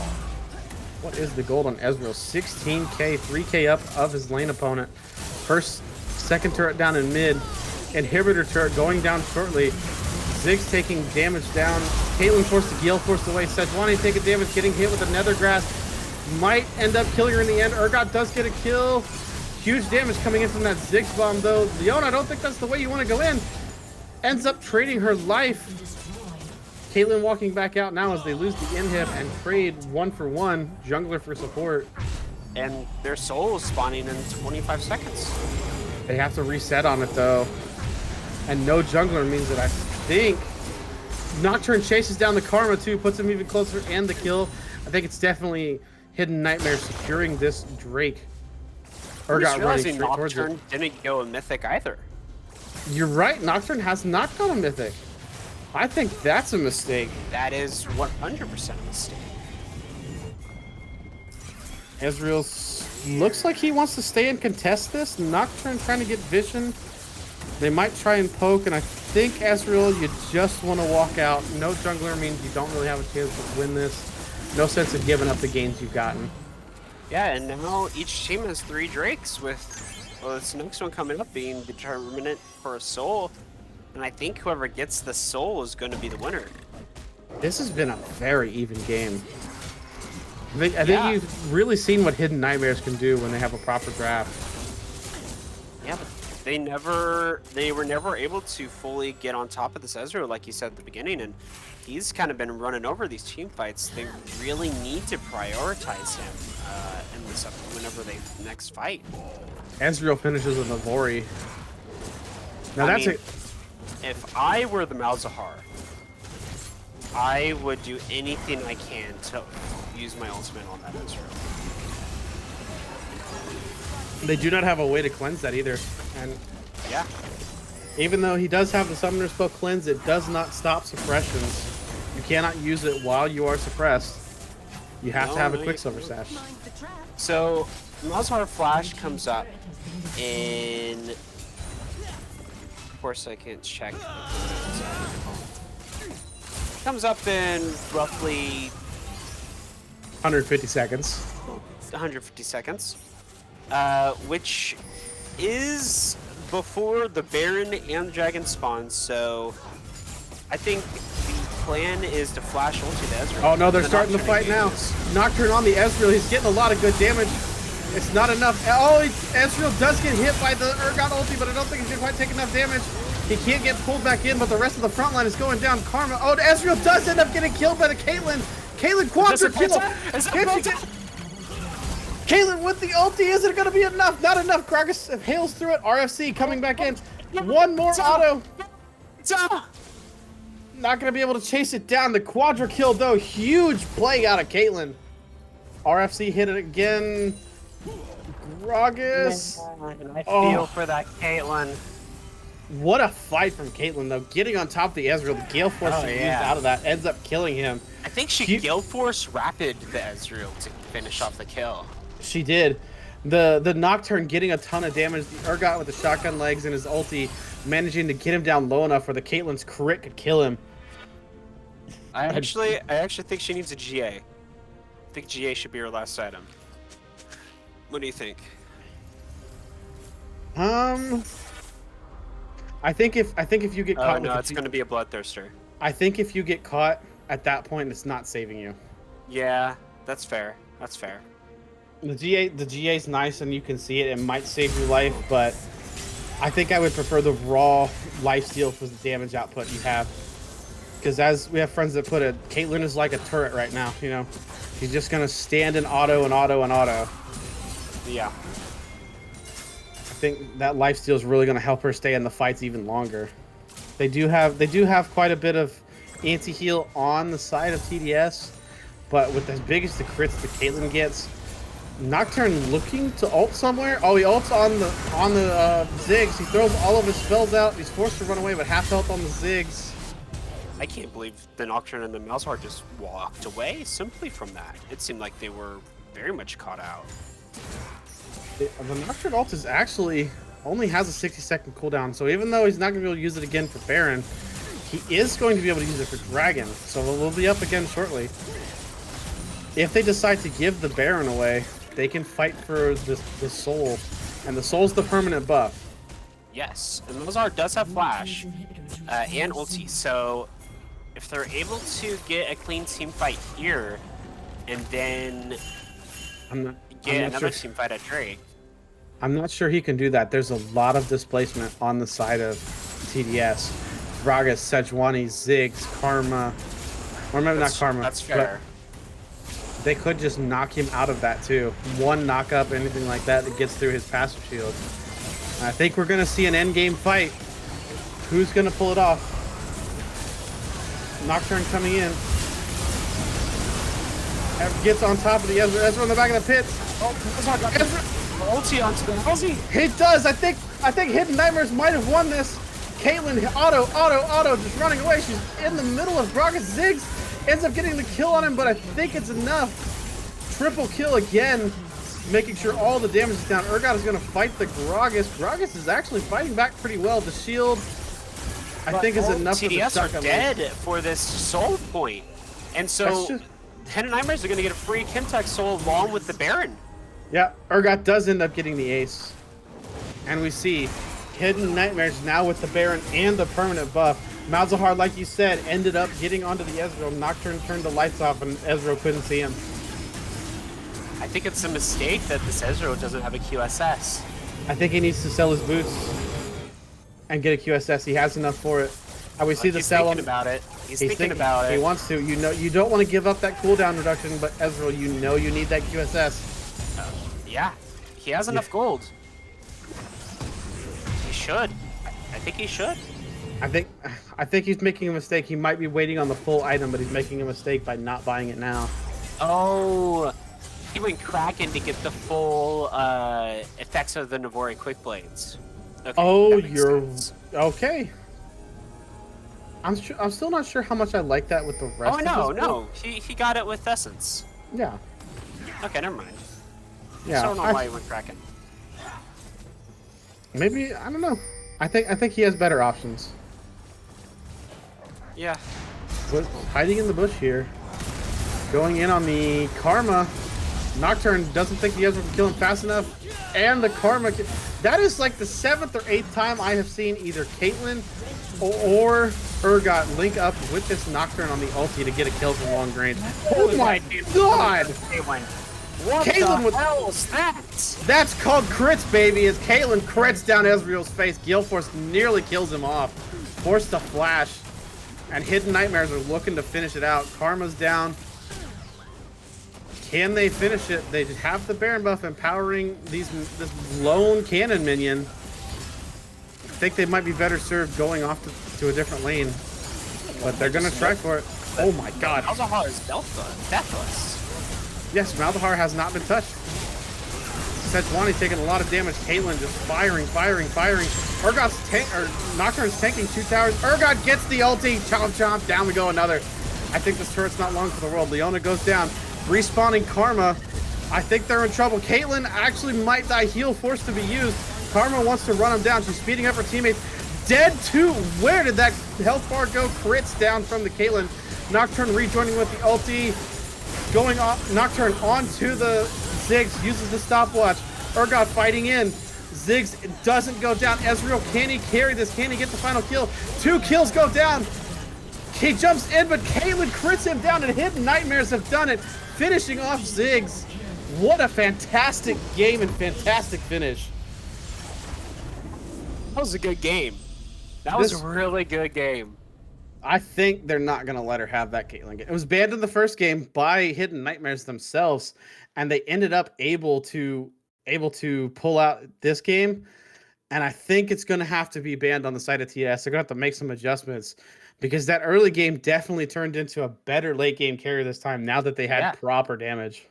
I cast a curse the Malzahar. He did end up with a death at the end.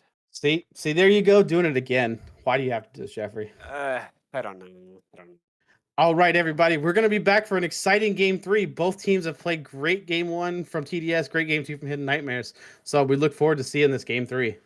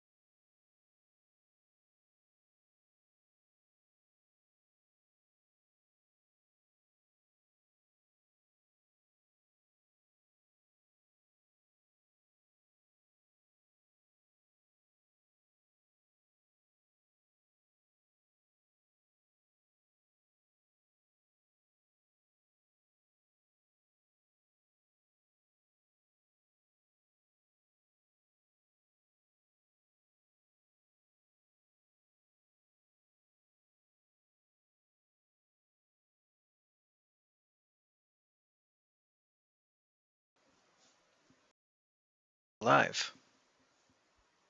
All right, everyone. We are just about to get into pick band for game 3. Galaxy Fox has taken a short break. He has some issues he has to deal with, but Jim, Sir Daddy himself, will be joining me for the draft phase, and Galaxy will rejoin us for game 3. How's everybody doing tonight? And how are you doing tonight, Bovine? I am doing fantastic. What have you thought about these first two games? The games have been huge bangers, in my Yeah, opinion. yeah, it's a lot of back and forth. Game two was insanely close for the longest period of time. Um, Hidden Nightmares has had a surprising strong early game. Game one, they kind of faltered mid game and lost the game there, but game two was a whole lot of back and forth. And we see there these teams are going fast through this draft. They're ready to get back in and play game 3. Same 3 bands from Hidden Nightmares. And we do see TDS pivoting to that Caitlyn band. I think they're not going to give Zero that same pick. Oh, Vayne. Um, that's an aggressive pick early. With as good as he's been playing, though, do you want to style on him and pull it out? Yeah, this ADC has definitely shown strong. Zero has had a lot, but that's a Taric going in for Pugger as support. I do know that that's one of her favorite supports to play. Do we think we're just gonna see comfort picks across the board from Hidden Nightmares after that other game? They've got to be feeling themselves some way. At Yeah, least, it's often, I know that a lot of this team for Hidden Nightmares, a lot of them are new to competitive, so it definitely is one of those feelings of when you get your first win, you want to keep going, you want to get back in. I definitely felt that before. That first win always feels the best. Get you shivering in your bones. Elise and Rel coming out for TDS here. Rel, I don't know how she works into Tarek, but I believe Tarek has a good time into that matchup. We'll have to see what AD they pair with. Master Yi. What? Going with the Yeezus pick. How is this gonna roll down? I'm ready for it. Let's see it. Um, Won't surprise me here just based off of the Tarek and Yi if they do look for those dive comps that are just going to run at you and keep going. Just throw the ult on two people and just that Tarek chain and throw that ult out and just continue to dive. And that's a cane. No, I Uh, wonder if that is a mispick or it did they pick Kane? it's Mal's supposed not to be Kane, so Malzahar. Okay. okay, makes more sense. They ran out of Malz time. Malzahar coming back in again for Hugh. I'm just gonna call him Huey. Back in there for Huey. And we see a Felios locked in for TDS. They're giving their bot lane a chance to carry and saying, "Hey, we're gonna give you the big guns. Come in, see if you can carry this team in late game."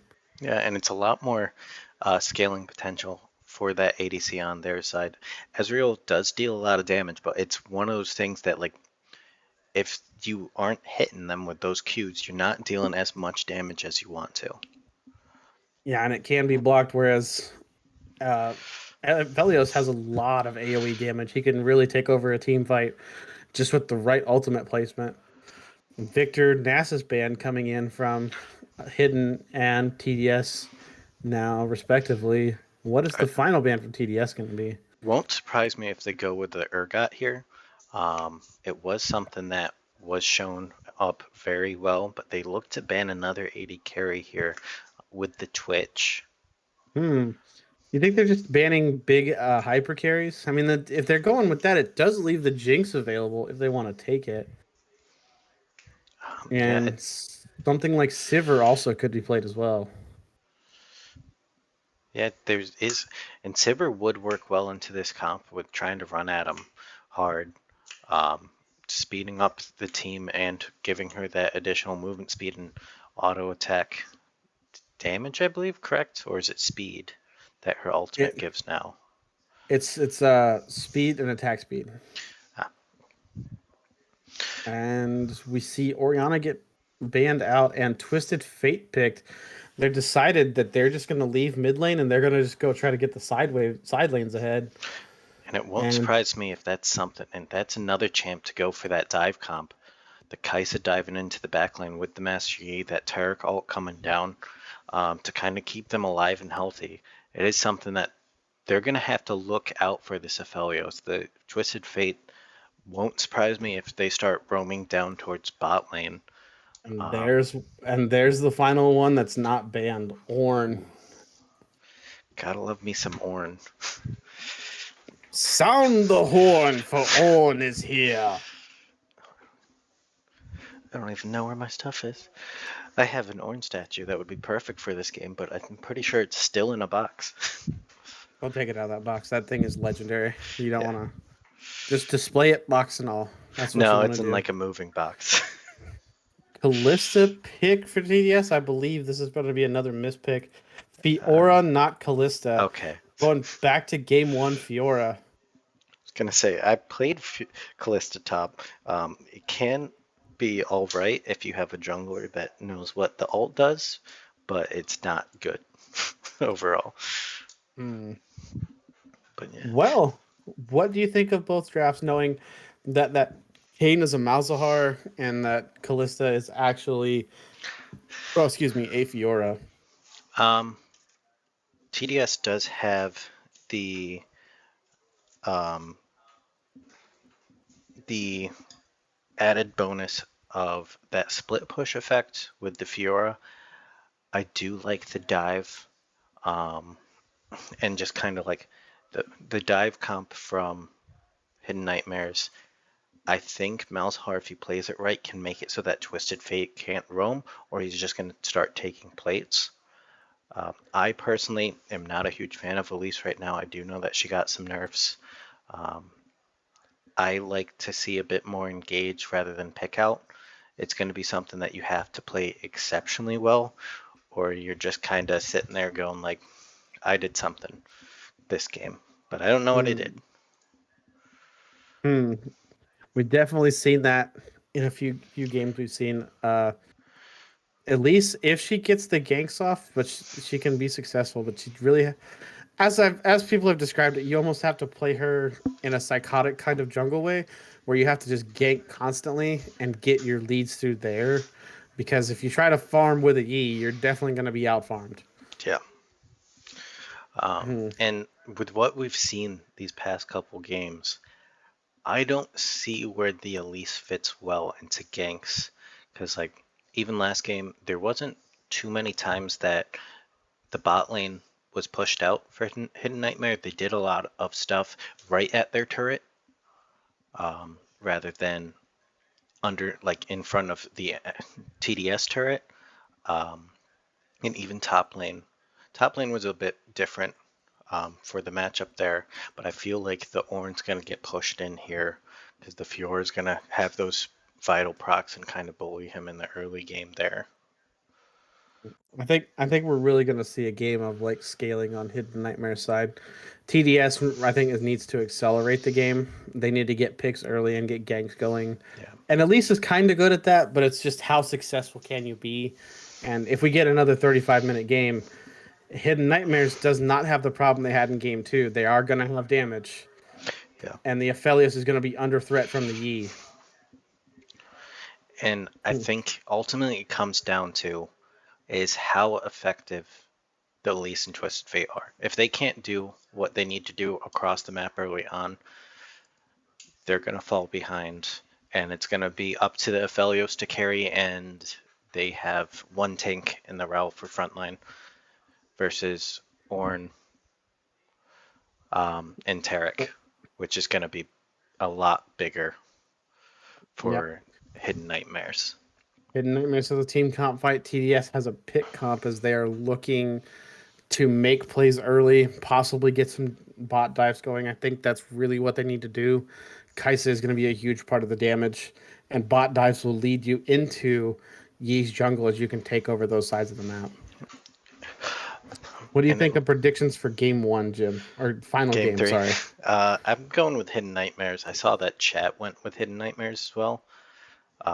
So I just think that their comp is going to be a bit easier and to handle and to play than this comp from TDS. It's a bit more skill. It's a bit more we got to get ahead early and stay ahead. Otherwise, if we don't end the game before the 25-minute mark, they can potentially just outscale us, and we're going to be looking at a Yi that's running at us and one-shotting the Twisted Fate, potentially the Aphelios, the Elise. I think Ides of game one, we see a lot of similar stuff. Hot Hidden Nightmares wants to go for a 5v5 team comp, but TDS doesn't have, I think, the same tools that they had in game one, and Hidden Nightmares has more damage than they had in game one. So I gotta edge it out to Hidden Nightmares. I wanted to pick TDS for the chaos, but I believe Hidden Nightmares is gonna take game three. And with that, we are going to go on to a short break for our spectator delay as we load into game three.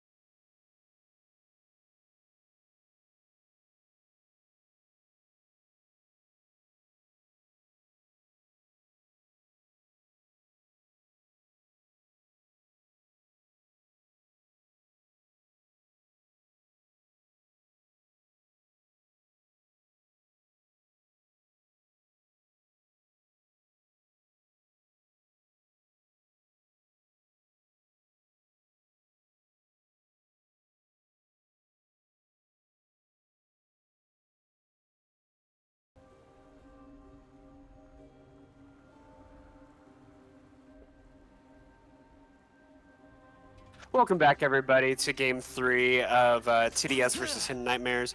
Sorry I wasn't there for draft. I had to take care of some issues. But I am back now and ready to see what happens. Well, we made sure we got plenty of tissues as well here for your issues, Jeffrey. Tissues for your issues. Seeing once again a 5-point start. Jeffrey, how was your break? It's okay. You feel I've been relieved? having these issues today because I had pizza last night and pizza for lunch, and so I think we need a more healthy, balanced diet. I think we need to get you some yeah, vegetables. probably some Eat- more, each- at least something that's not pizza. Eat your greens, kids. They're good for you. And eat your carrots. Those will protect your eyesight. I don't believe that's any way true, but eat them Well, anyways. so carrots actually have a good source of vitamin C, which does improve eyesight. Listen, as someone whose eyes completely left them in the 3rd grade, you can't eat carrots to save your eyesight. It does not work. Now, that could just be my case. Oh, we see Tark taking pictures there. Sorry, I got a little bit distracted. I mean, sexy man who needs some sexy pictures of himself. That he is. He's got the gems for days. Tark, give me a gem. I'll let you take me anywhere. His jawline can cut fucking stone. Absolutely. So, didn't get a chance to ask Jeffrey. Jeffrey, who do you think will win Game 3 based on the comps that you see right now? I think Hidden Nightmares. I've had confidence in them all along, and it would be wrong to back down now.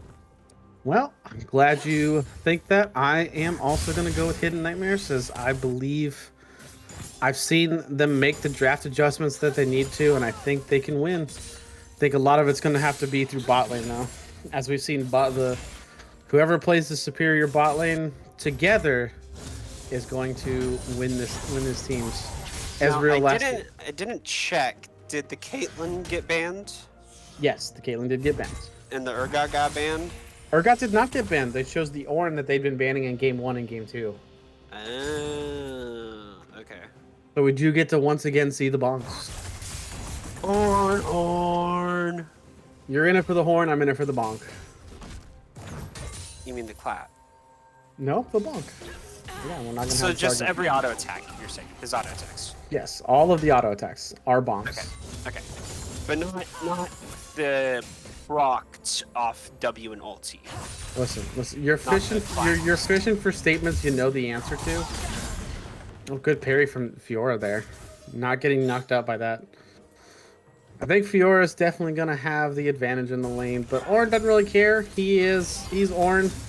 He's gonna be effective no matter what that Fiora tries to do. As long as he doesn't give up any kills to it, I think we're gonna let this Yi and this Kai'Sa cook. Malzahar last game really, stuck back and just did what he needed to do. Yeah, I was actually very impressed by the Malzahar last game and what he was able to accomplish. He did everything he needed to, and it resulted in him having 0 deaths for 99.9% of the game. And then Jeffrey spoke about it and he died.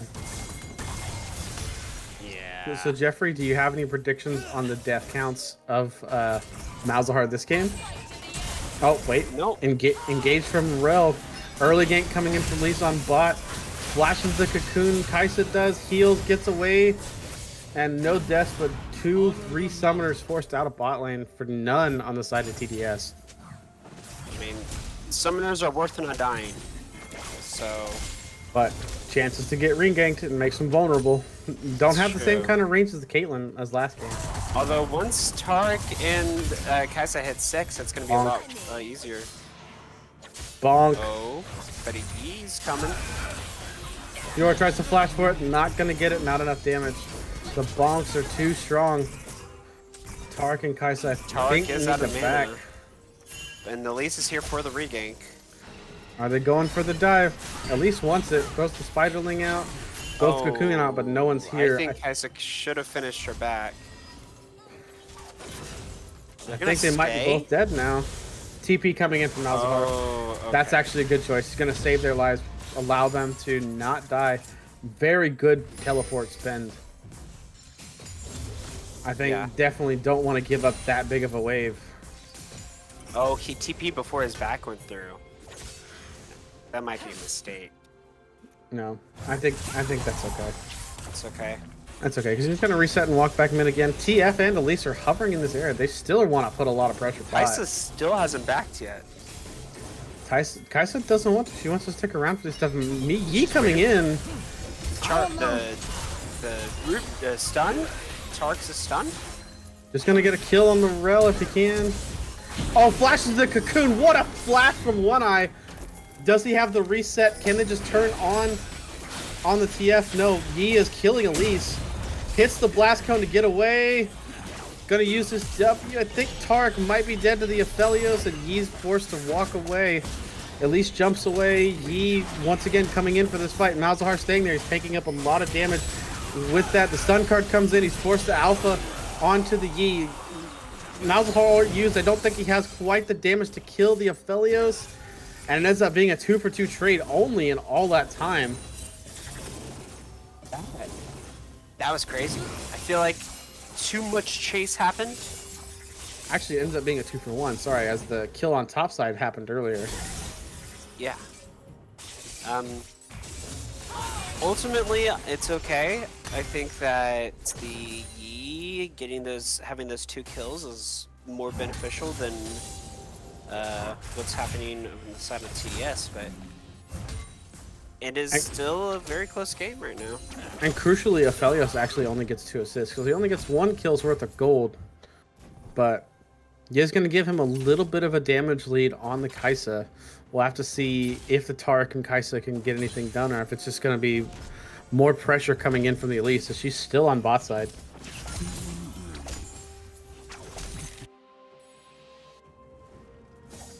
Yeah, I think that once the Kaisa and the Tarek hit 6, and once the Yi hits 6, it's going to be a much different game, because they're going to have a lot of ways to kill and protect themselves from the opposite side. Well, we see 6 coming in. Not quite anywhere, or not quite on Yi yet. He is really close, needs just 1 more camp. Orn 6, 7 takes over. Wait and see when 6s are coming in on bot lane, as those ultis can really turn fights.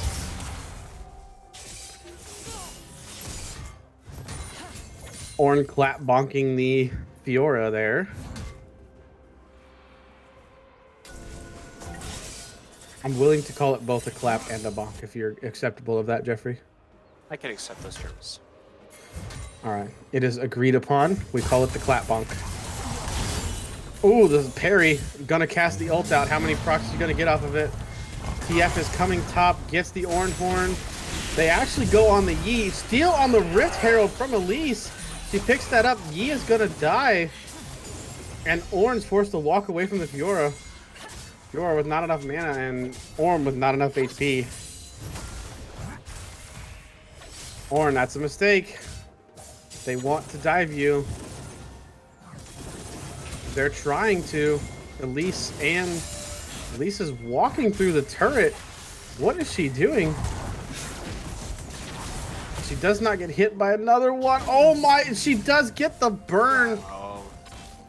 I think that might have even been Scorch that got that. It looked like Scorch, unless she has red. No, she doesn't. So yeah, it was Scorch that killed the Orn there. Yep. What a silly kill, as I think he could have finished that back.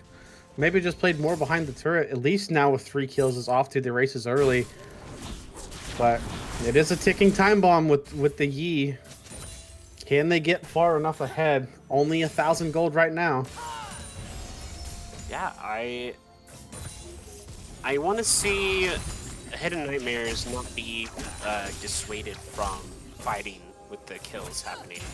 I think that them getting themselves ahead and finding good fights is going to be vital to them trying to win this game. So maybe we try to make plays on the opposite side of the Elise. Elise is coming down to her bot side, coming down to blue.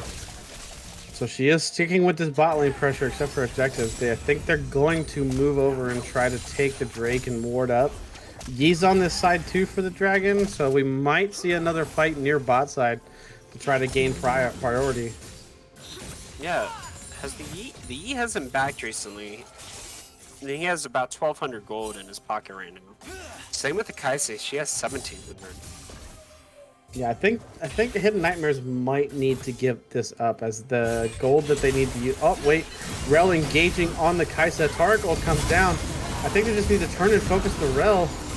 Yi comes in, gets the Alpha out. Rel flashes, does not get away from it. At least misses the cocoon, and Yi just flashes in on her, chasing down. Zero fear. Autos. She can't get out. TF is teleporting in. Elise goes down. Stun coming down on the TF, forced to Zanya. Aphelios dealing damage from the backside. Kaisa and them are now turning on the TF. Guns are not the greatest for Aphelios right now. Malzahar coming in. I think Kaisa's making a mistake by chasing it as they're just going to turn and take the Drake. But three kills. 3 for 0 going over for Hidden Nightmares. And they get the first Drake. Ooh, what a big turnaround. And that's a big loss of that early pressure they had. Is now it's a 2k gold swing. As Hidden Nightmares now with 1,000 gold lead, and Ornn is just bullying this Fiora. Like that's not words you hear very often, but No, I mean he's 10 CS up. oh, there's the grand challenge though. Fiora hits the parry. Can she get that last vital proc? Hits one auto, flashes it. Ornn horn. Can he get her? And the Ornn horn comes in. The Ram runs her down. Yi is gonna die to Elise after taking the Drake. I think he got caught on the back, but Ornn solidifies that the horn is the one that matters in top lane. That was satisfying to see. Always satisfying to see. It just gives more cadence to that. We should definitely have a Trucker Ornn skin. Imagine he's trying to dive bot lane with the Rift Herald, and his teleport comes out from Malzahar to try to stop this. Isa dodging everything, ends up dying, but trading 1-for-1 with the Malzahar. Elise is trying to get finished kills. Is going to be able to reset the turret aggro. Aphelios goes down. Yi is here to pick up kills. He's going to pick up one on the TF. Can he get back to kill the Elise? He is running as fast as his legs to carry him. Does he have Q up? He does have Q if he gets in range. Elise forced to flash. Hits the cocoon under turret, and Yi is going to be forced to back. Don't walk up, Elise. Elise. He wants it. He gets the auto and the alpha. She dodges it. Oh, that's close. Oh, it's a big mind game. Oh my goodness! If Elise had dived in, Elise lived on about 30 health there. And the game is still tied up. Man, these games between them, teams are very evenly matched. Yeah, they are.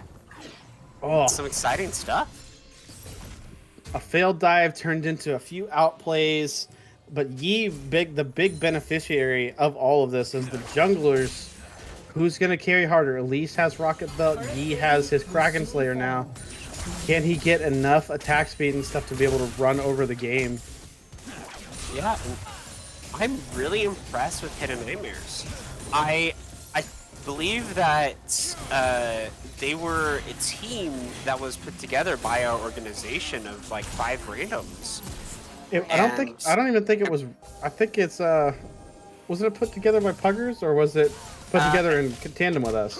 I think it was put together for Puggers, and the amount of coordination that these guys have and how much like potential that they have to win these games is really amazing. Yeah, having only been the first time they're playing, the way they're showing up is really good as they target the Taric.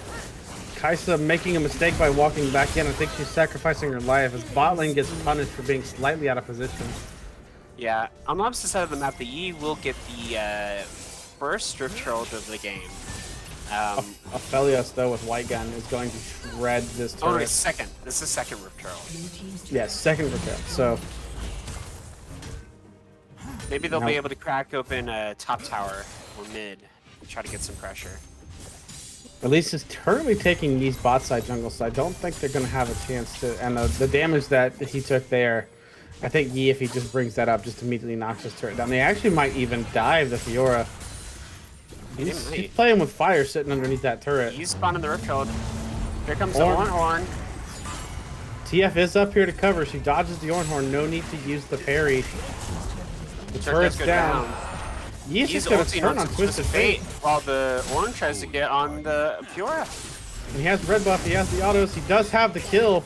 Fiora dies to the Orange. 2 solo bolos as they just went out on both sides of that fight. And TDS is just too late to the fight. All the rest of the members just can't really do anything. Yeah, they get split up and just lose both sides. Ornn winning the 1v1 with the Fiora having no mana. Oh, the Yi gets caught with the cocoon though. The ulti comes down and the alpha while he's in it. Oh, it does prevent him from getting the ulti on, but it does save his life. The extra armor that he got. Suppression comes in on Rel as Malzahar's gonna get a kill. Just 300 gold separating these teams as they keep getting kills. 20 CS lead in bot. There's 1,000 gold lead on top on Ornn and the Fiora. The jungle match is 300. Mid lane is where the big difference is, as Twisted Fate's passive is really giving him a lot of extra gold. 1,000 gold up on that. And then an 800 gold difference between Aphelios and Kai'Sa.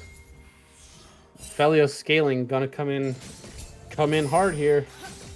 Yeah, I mean, I think that Aphelios needs quite a few more items because I don't think that he's very good on the patch right now. But the Elise, they really need to try to protect themselves from the Elise, try to lock her down. Maybe a Malzahar ulti would be the thing to do. I think Elise is going to reach a point where her damage is going to start to fall off because she's going to have to either find flanks or picks on trailing members. She's so far ahead that that moment will not occur for probably another 20 minutes. If she's doing that too, though, the Yi just gets free access to the backline as well. Yeah, it's true. I think the Yi might need to build some kind of. I think he might need to build a QSS just for the stuns, because if TF stuns him and Aphelios has enough damage, they could just take him out. Kraken Slayer on Aphelios. I'm not sure that's the play. I think Shield Bow is the thing you want. It does give him a little bit less damage, but the survivability. Shield Bow, Bloodthirster, Navori. Or maybe not Navori, but IE would be the way I would say to go for Aphelios.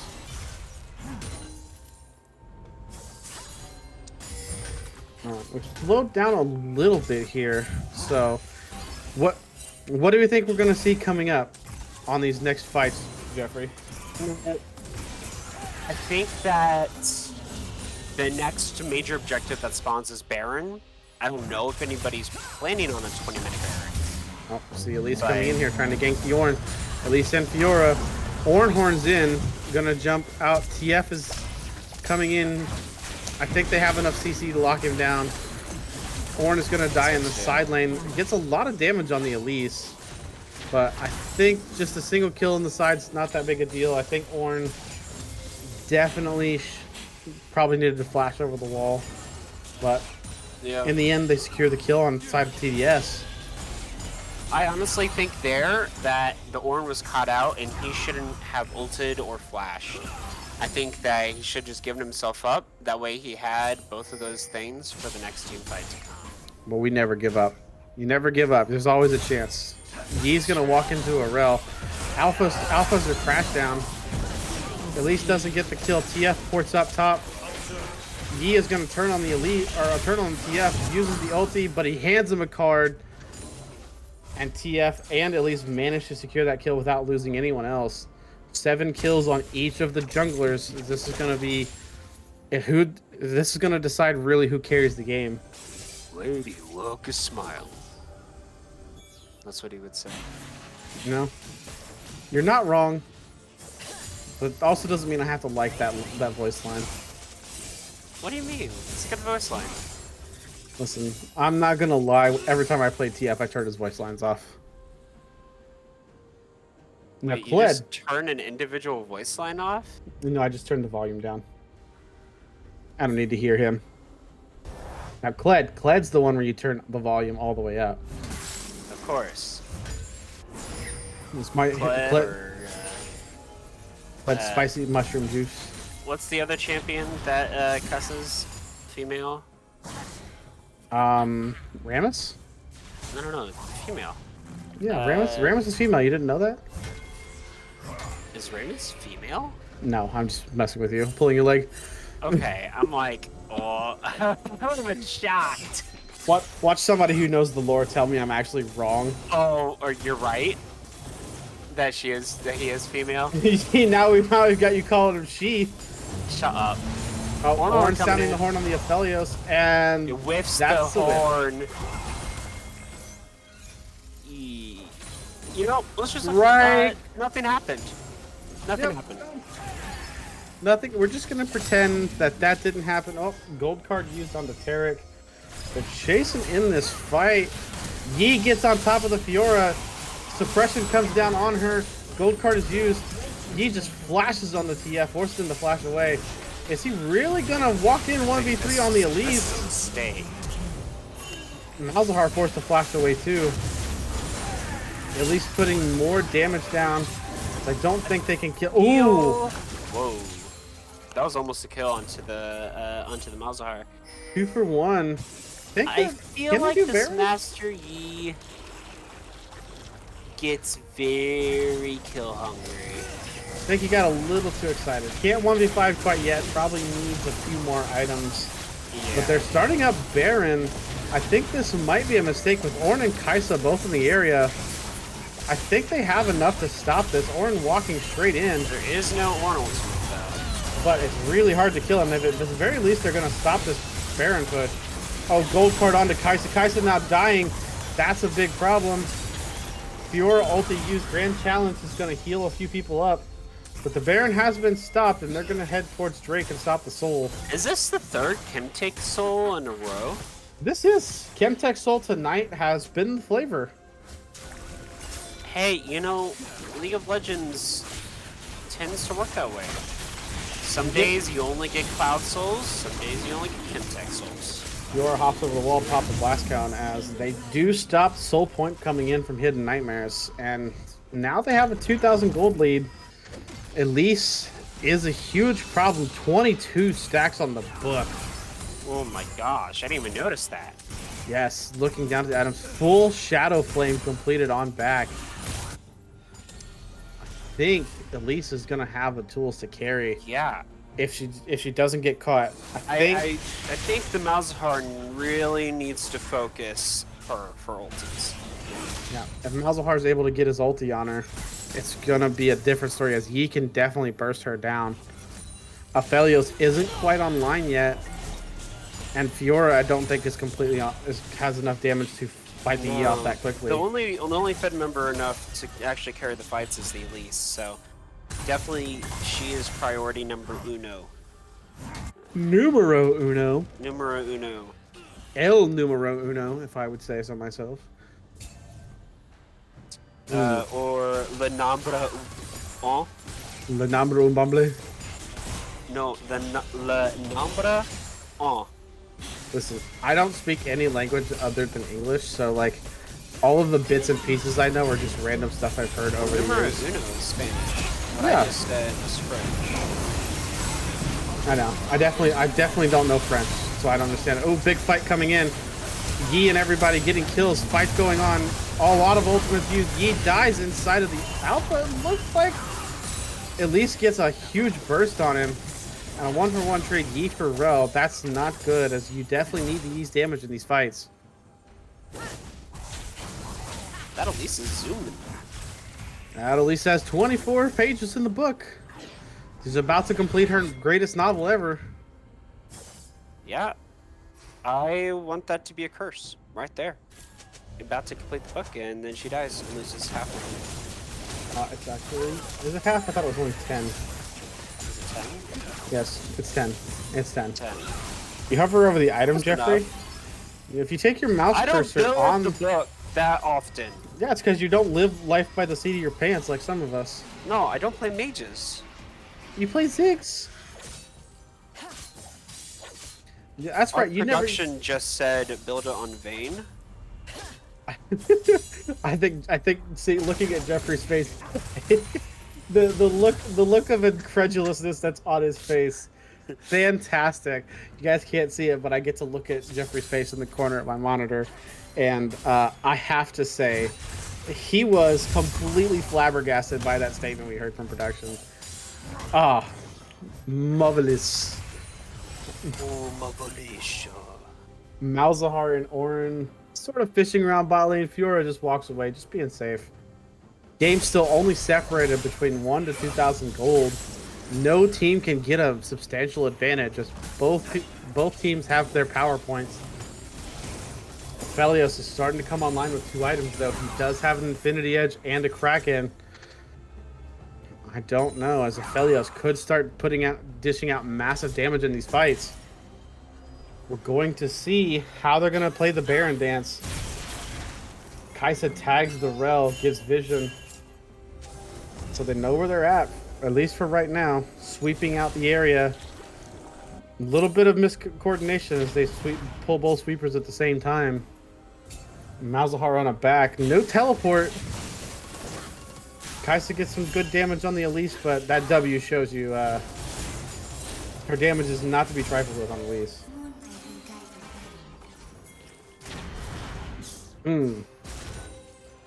How are we going to see the rest of this game play out? 53 seconds on to the next dragon. Baron is up. Kaisa and Tarek pushed up a little bit far in mid lane. Rel and Elise are flanking around them. TF ports in. Kaisa is caught out and dies immediately before the Tarek goal can even come out. Those are quick 2 kills over the side of TDS. Yeah, just a slight over push from Tarek and Kaisa ends up in their deaths as TF uses the... What is that called? It's just his R. It is called Destiny, as he uses Destiny to port in. The siege coming down. That Orinhorn's a little bit late. Orinhorn. Yi coming in, gets stunned. Gonna get focused down. He gets damage onto the... TF does get the kill, but Aphelios finishes him off. Malzahar tries to put enough damage down. Elise does die. But Fiora joins in on the Malzahar. Flash away does end up killing the Rel in a 3-for-4 trade if you count the 2 previous kills. That's not horrible. But it isn't the greatest. I mean, that's actually pretty good for Hidden Nightmares. They got the 2 big shutdowns from the Elise and the Twisted Fate. Got rid of 10 seconds on the book. But they are going to lose the Drake. And I will say, not a caster curse, because she finished it is a caster curse because she finished the book and immediately died. Yep. Hey, but you know, they're still only about a K down. It's still not anywhere near over. And I think the longer it goes, the better the chances Hidden Nightmare has to win. And we need to see ornaments coming in, but Kaisa's dead again. I don't think Kaisa's gonna die yet. Tarek tanks that up, but Tarek is definitely dead. Flashes are burned. Elise coming in, they didn't. Not definitely dead. I thought Elise was gonna be closer than she was, but she did not use her E to jump over to the nearest minion. As they're gonna be forced to reset. I think if they don't, it's a bit of a mistake. Kaisa likes stealing up a little bit. And we see the first ornament goes down onto Malzahar. Maybe the first one in range. I think he might have 2. He has 2. So yeah, I was about to say. Yi and Malzahar. Okay. I was about to say, I think at 15 he had a second one coming in, so he gives that over to Yi. That makes sense.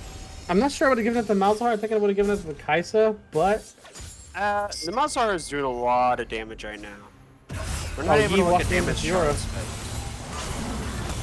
does not block the Orinhorn, and they end up getting a pick on Fiora on the side.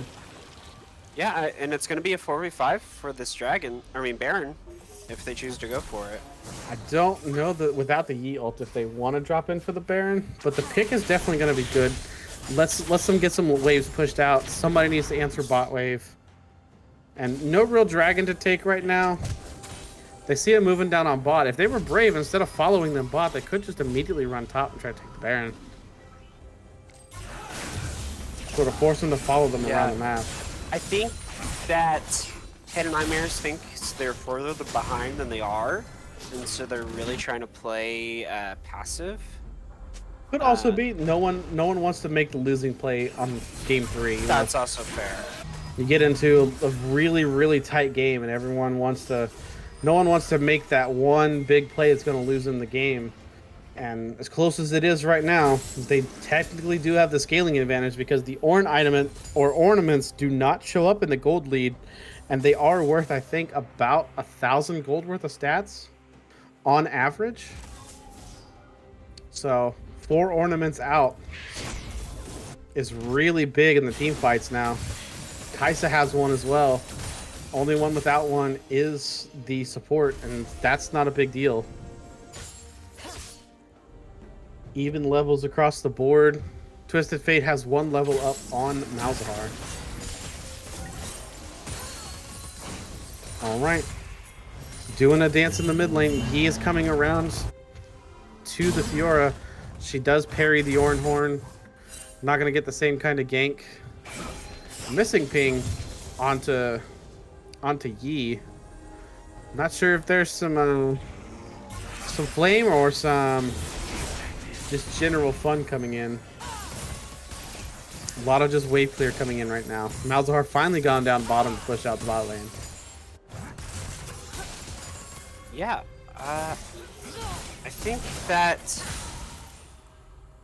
man, this game is going to go on for another 10 minutes, isn't it? Yes. It's going to be... we're in it for the long haul.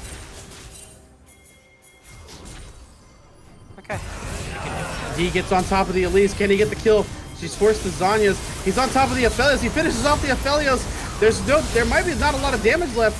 He dives in onto the Twisted Fate, gets a kill. That's a double. Elise is finished off. Kaisa gets 2 on Elise and Rel, and I think that might have done it. Yi is going to flash over to get the ace. Baron turn right now, and I think this might have been the turnaround play for Hidden Nightmares. Finally getting a clean ace in the late game. Ooh. Yep, that is definitely one way to do it. I say gonna last another 10 minutes, and then the ace. So if we want to finish this game earlier, we just have Jeffrey say the opposite, and voila, the universe has to prove Jeffrey wrong. Yeah. All right.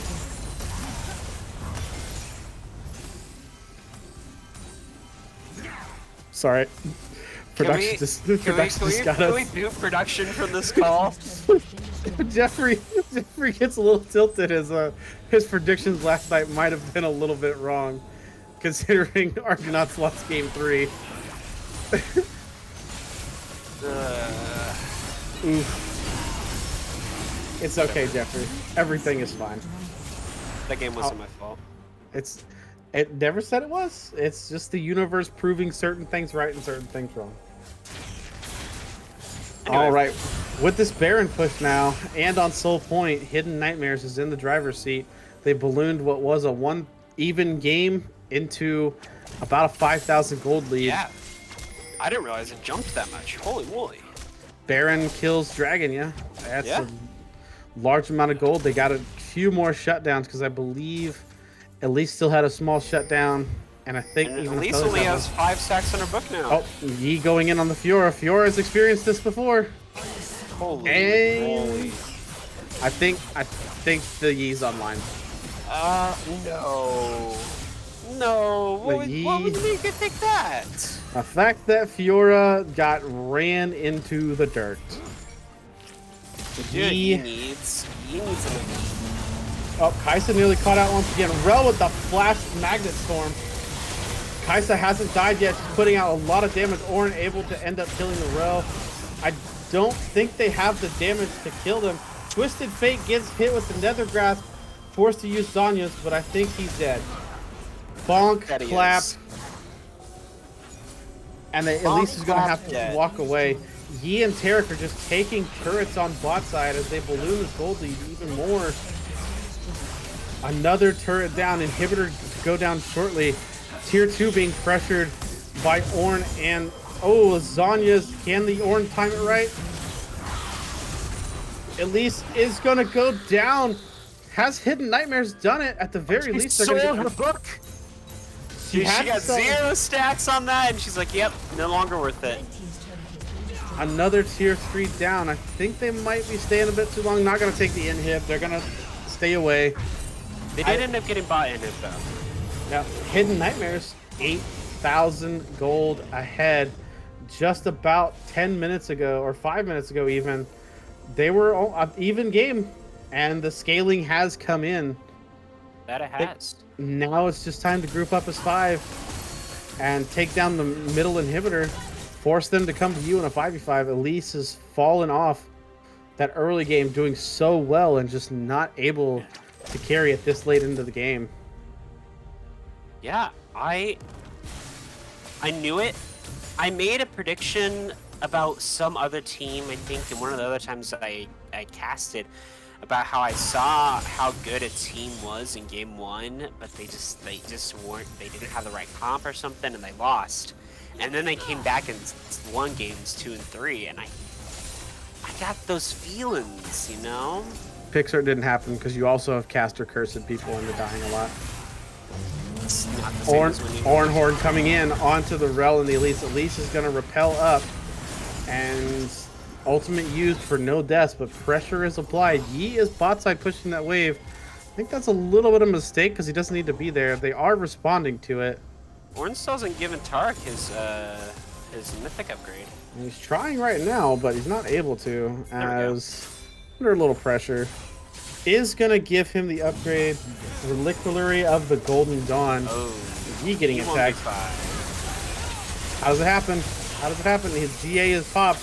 When he comes back out, he's going to be angry. And not enough damage, but they are going to get the second inhib of theirs. Middle inhib is down. Is that really worth it? I don't think so. But you know, I mean, be honest. Do you think it's worth it? It's more pressure. We are at the point though where he lost his GA, and that's just very valuable. We are at the point now though. 5 items coming in for a lot of people. He has 5 items. Elise is working on her 5th. 4 items on TF. Philios has 3.5. He's almost online. He'll have the Bloodthirster here shortly, and he can I think 2,000 years him. Bloodthirster, he's definitely online. Oh, Malzahar is caught. Elise does still have damage. Is going to end up getting a kill. Shut down on Elise. Kaisa, don't walk into that bush. You get the kill on the Rel. She gets popped out. Geostorm hops away with the ulti. Nearly kills the Elise. Ornn can't get the kill. Yi is not here to come in and clean this up. Ornn is going to get focused down and take it out. But they're going to have to reset as the supers are coming in. And I think Yi and Tarek can finish this Baron off, or this Dragon off for Soul. Yeah, I think they could 2v5. They're waiting in the bush. They have to wait until TF uses his card. Can they see it? Yi just going in. Gonna get the first kill. A lot of damage. Actually, he's being rooted up. Trying to kill Aphelios. Not enough damage. He actually isn't able to do it. Doesn't get the first kill. And gets stunned up. Wow, this is back to a 3,000 gold lead going towards Baron. What is going on with these two teams? Yeah, I don't know. This is crazy. TDS refusing to die. They just won't go down as they're giving it the same treatment they got in game 1 from Hidden Nightmares. Now it remains to be seen if they can turn this completely around and win the fight. But right now, it does look like they can. Baron Nashor brings the gold lead to nearly even. They do have 2 inhibs down, but Rel not going to be able to get him. I think we have to see what is going to happen. Everything's going to come down to this next team fight, I think. Yeah, I think we're really going to see what is going to happen. And it is Is hit. and it is lasting 10 more minutes from when I said. It is last. Yep, you are right. 10 more minutes from 30. This prediction, at the Okay. very least, is accurate. Will Hidden Nightmares be able to pull it off, or will TDS be able to come back in this game? That Baron is going to help, but I think they're going to have to win at least maybe 2 more fights to be able to pull this completely out. Yeah, I think if Hidden Nightmares wins one of those next 2 fights, the game's over. That's just because of how their base is in shambles. TDS's is. Yep. All right. Let's see what's going to happen. Fiora is on bot side, pushing. What is going on to happen here? Ornn trying to engage. Fiora is not joining. Is she just? She's taking turrets. Is she gonna reset now? TP. Yeah, Kaisen did flash forward, not having that big fight coming in as Rel is going down. Yi getting a lot of damage out. Yi does go down in the end to the Aphelios. Aphelios standing in the backside, getting a fight. Elise repels up, not getting a kill. Kaisen tries to go in. Aphelios has done it. What is going on? Is TDS won it? That is a huge fight win. Can they walk it down bot and end the game? Do they have enough time? 40 seconds on the first one. Is Tarek up. That's a long time to do it. TF TPs. Out for TP. TF has the kind of build to take it down too. Did I just say TF coming out from TP? Yes, you did. It's okay. Now we get to see, can TF end it on his own? It's very close. 26, 21 seconds on Tarek and Yi. First Nexus turret, half HP. I think they might have done it. I think TDS has done it and pulled it back. Nope, Yeah, missing critical autos. If you're getting that push down bot, really was impactful. Yeah, at least they are going to do it. Oh my god, TDS has actually turned this around. What happened? An amazing comeback from TDS in game 3. Wow. Able to pull it back from the edge. Oh my goodness. What? I am so sorry, Hidden Nightmares. I'm so sorry. I'm a little bit speechless. I can't believe they actually won that fight. Aphelios stands tall in the backline and just delivers punishing damage through everyone. Crit after crit, burns everybody down, and they're able to finish the game off. Oh my goodness. We gotta get an MVP of the series up because Yeah, MVP. How did game 1 go? MVP of the series is the 80 carries. It's between both 80 carries. Definitely is going to be, in my opinion. Has to be from the winning team, right? Yeah, it's definitely going to be Onset for me because in all 3 games he was a huge threat, and in that final team fight, he had a rough game and struggled, but in that final team fight when he had to deal as much damage as possible, he gets everything out he needs to. Who did he play game 1? I believe he played. I actually don't know. Because it was he played the Yasuo. Ezreal. Played the Yasuo. Yasuo. Played the Ezreal. Right. And then plays the Aphelios. Yeah, I think personally I would give MVP to Onset, and I think that he does deserve to be in the call for the interview. Yeah, Onset, Nidalee, both showing up, playing really great fights. I think I do have to give it to Onset. He saves that game. I take that back. I'll give it to Onset still. I think that Ezreal game, he was really holding it down for the team. I think in this game, when it mattered, he showed up. And really, that was a great last fight. Down to the wire, this whole series was. Both of these teams evenly matched. Shout outs to Hidden Nightmares. You gave everything you got in all 3 games. Never giving up, never giving it out. But TDS Anteaters is able to pull out the win in the final part of game 3 after a 40-minute barn burner. Ooh. Who are we going to pull in for the interview? I know we don't always pull the MVP in. We'll see. I think it's tied between Adviate right now and Onset. They are giving it to Adviate, the top laner right now in the chat. He did play the Fiora really well. in game 1, and the Gragas he actually still did pretty well in game 2. It has switched now to onset. Yes. Let's keep the votes coming, everybody. Keep the votes coming. Let's see.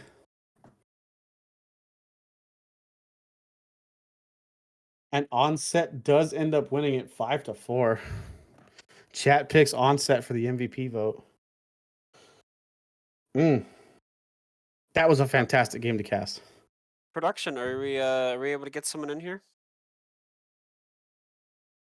All right, we're going to have someone for the interview shortly, and we'll get the chance to chat with them. Stand by.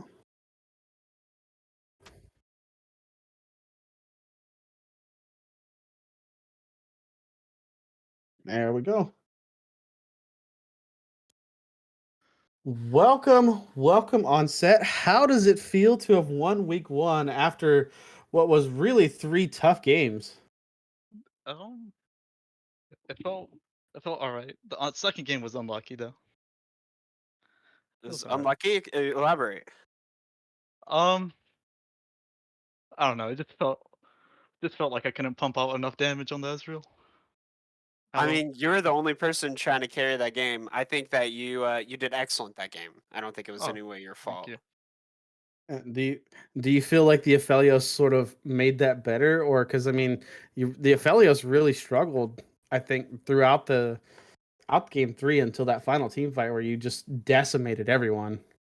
Yeah, I just didn't get one shot by the Master Yi, so which Mm. was nice. We were Which we were talking in the draft that like if Yi got on top of you guys in the back line, it might spell doom, and you finally get a fight where that doesn't happen, get a win. yeah, definitely. Yeah. We Would got you like lucky at the to? last. Yeah. Would you like to explain how you guys were able to keep your minds about you in that mid game when you were down? It seemed like down so much gold and seemed to be losing fight after fight. We just try to cross map the plays. Try to pull the Yi away, pull him to a side lane, because he always managed to go down to his bot side jungles while his team was on the top side. Is what it seemed like to us. But Hmm. we just and then for our mentals, I have no idea. We have our jungler Nidalee, who is a great comedian. Able to keep the spirits alive throughout the game. That's always nice to Yeah, have. Is Nidalee a Nidalee one trick? Is what I have to ask. he is a Nidalee one trick. Okay, as Okay. long as it makes sense. Because my name's Dr. Bovine Basher, and I am not an Alistair one trick. I'm a Victor one trick. Victor one trick. Our mid laner's a Victor player as well. Yeah, we've seen a lot of bans on that. I wondered that they didn't prioritize that. They just prioritize ASOL more? I I don't guess. know Yeah. why they banned Acel. I don't think none of us play Acel. Oh, I think ASOL's scary interesting. dragon. It's Yeah, not that scary, it's all but scary. So what would you like to say to the opposing team? Anybody in particular that you'd like to shout out? Think you did that did particularly well? Their AD carry did really well, especially on Caitlyn. Caitlyn, they really came back at the late in the late game.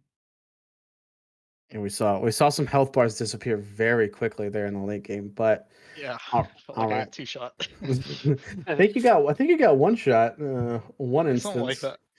I Yeah. think it was a 1300 damage crit and a Gale Force took you down to 2 HP. Yeah, it was rough. Oof, It was rough. rough ending to it. All right. Any shout outs you want to make to the anybody you know, rest of the team before we wrap this week up? Um, I'd like to give it to the whole team. To the whole team. Shout out to Yeah. our whole TDS team and TDS in general. Yeah. There you go.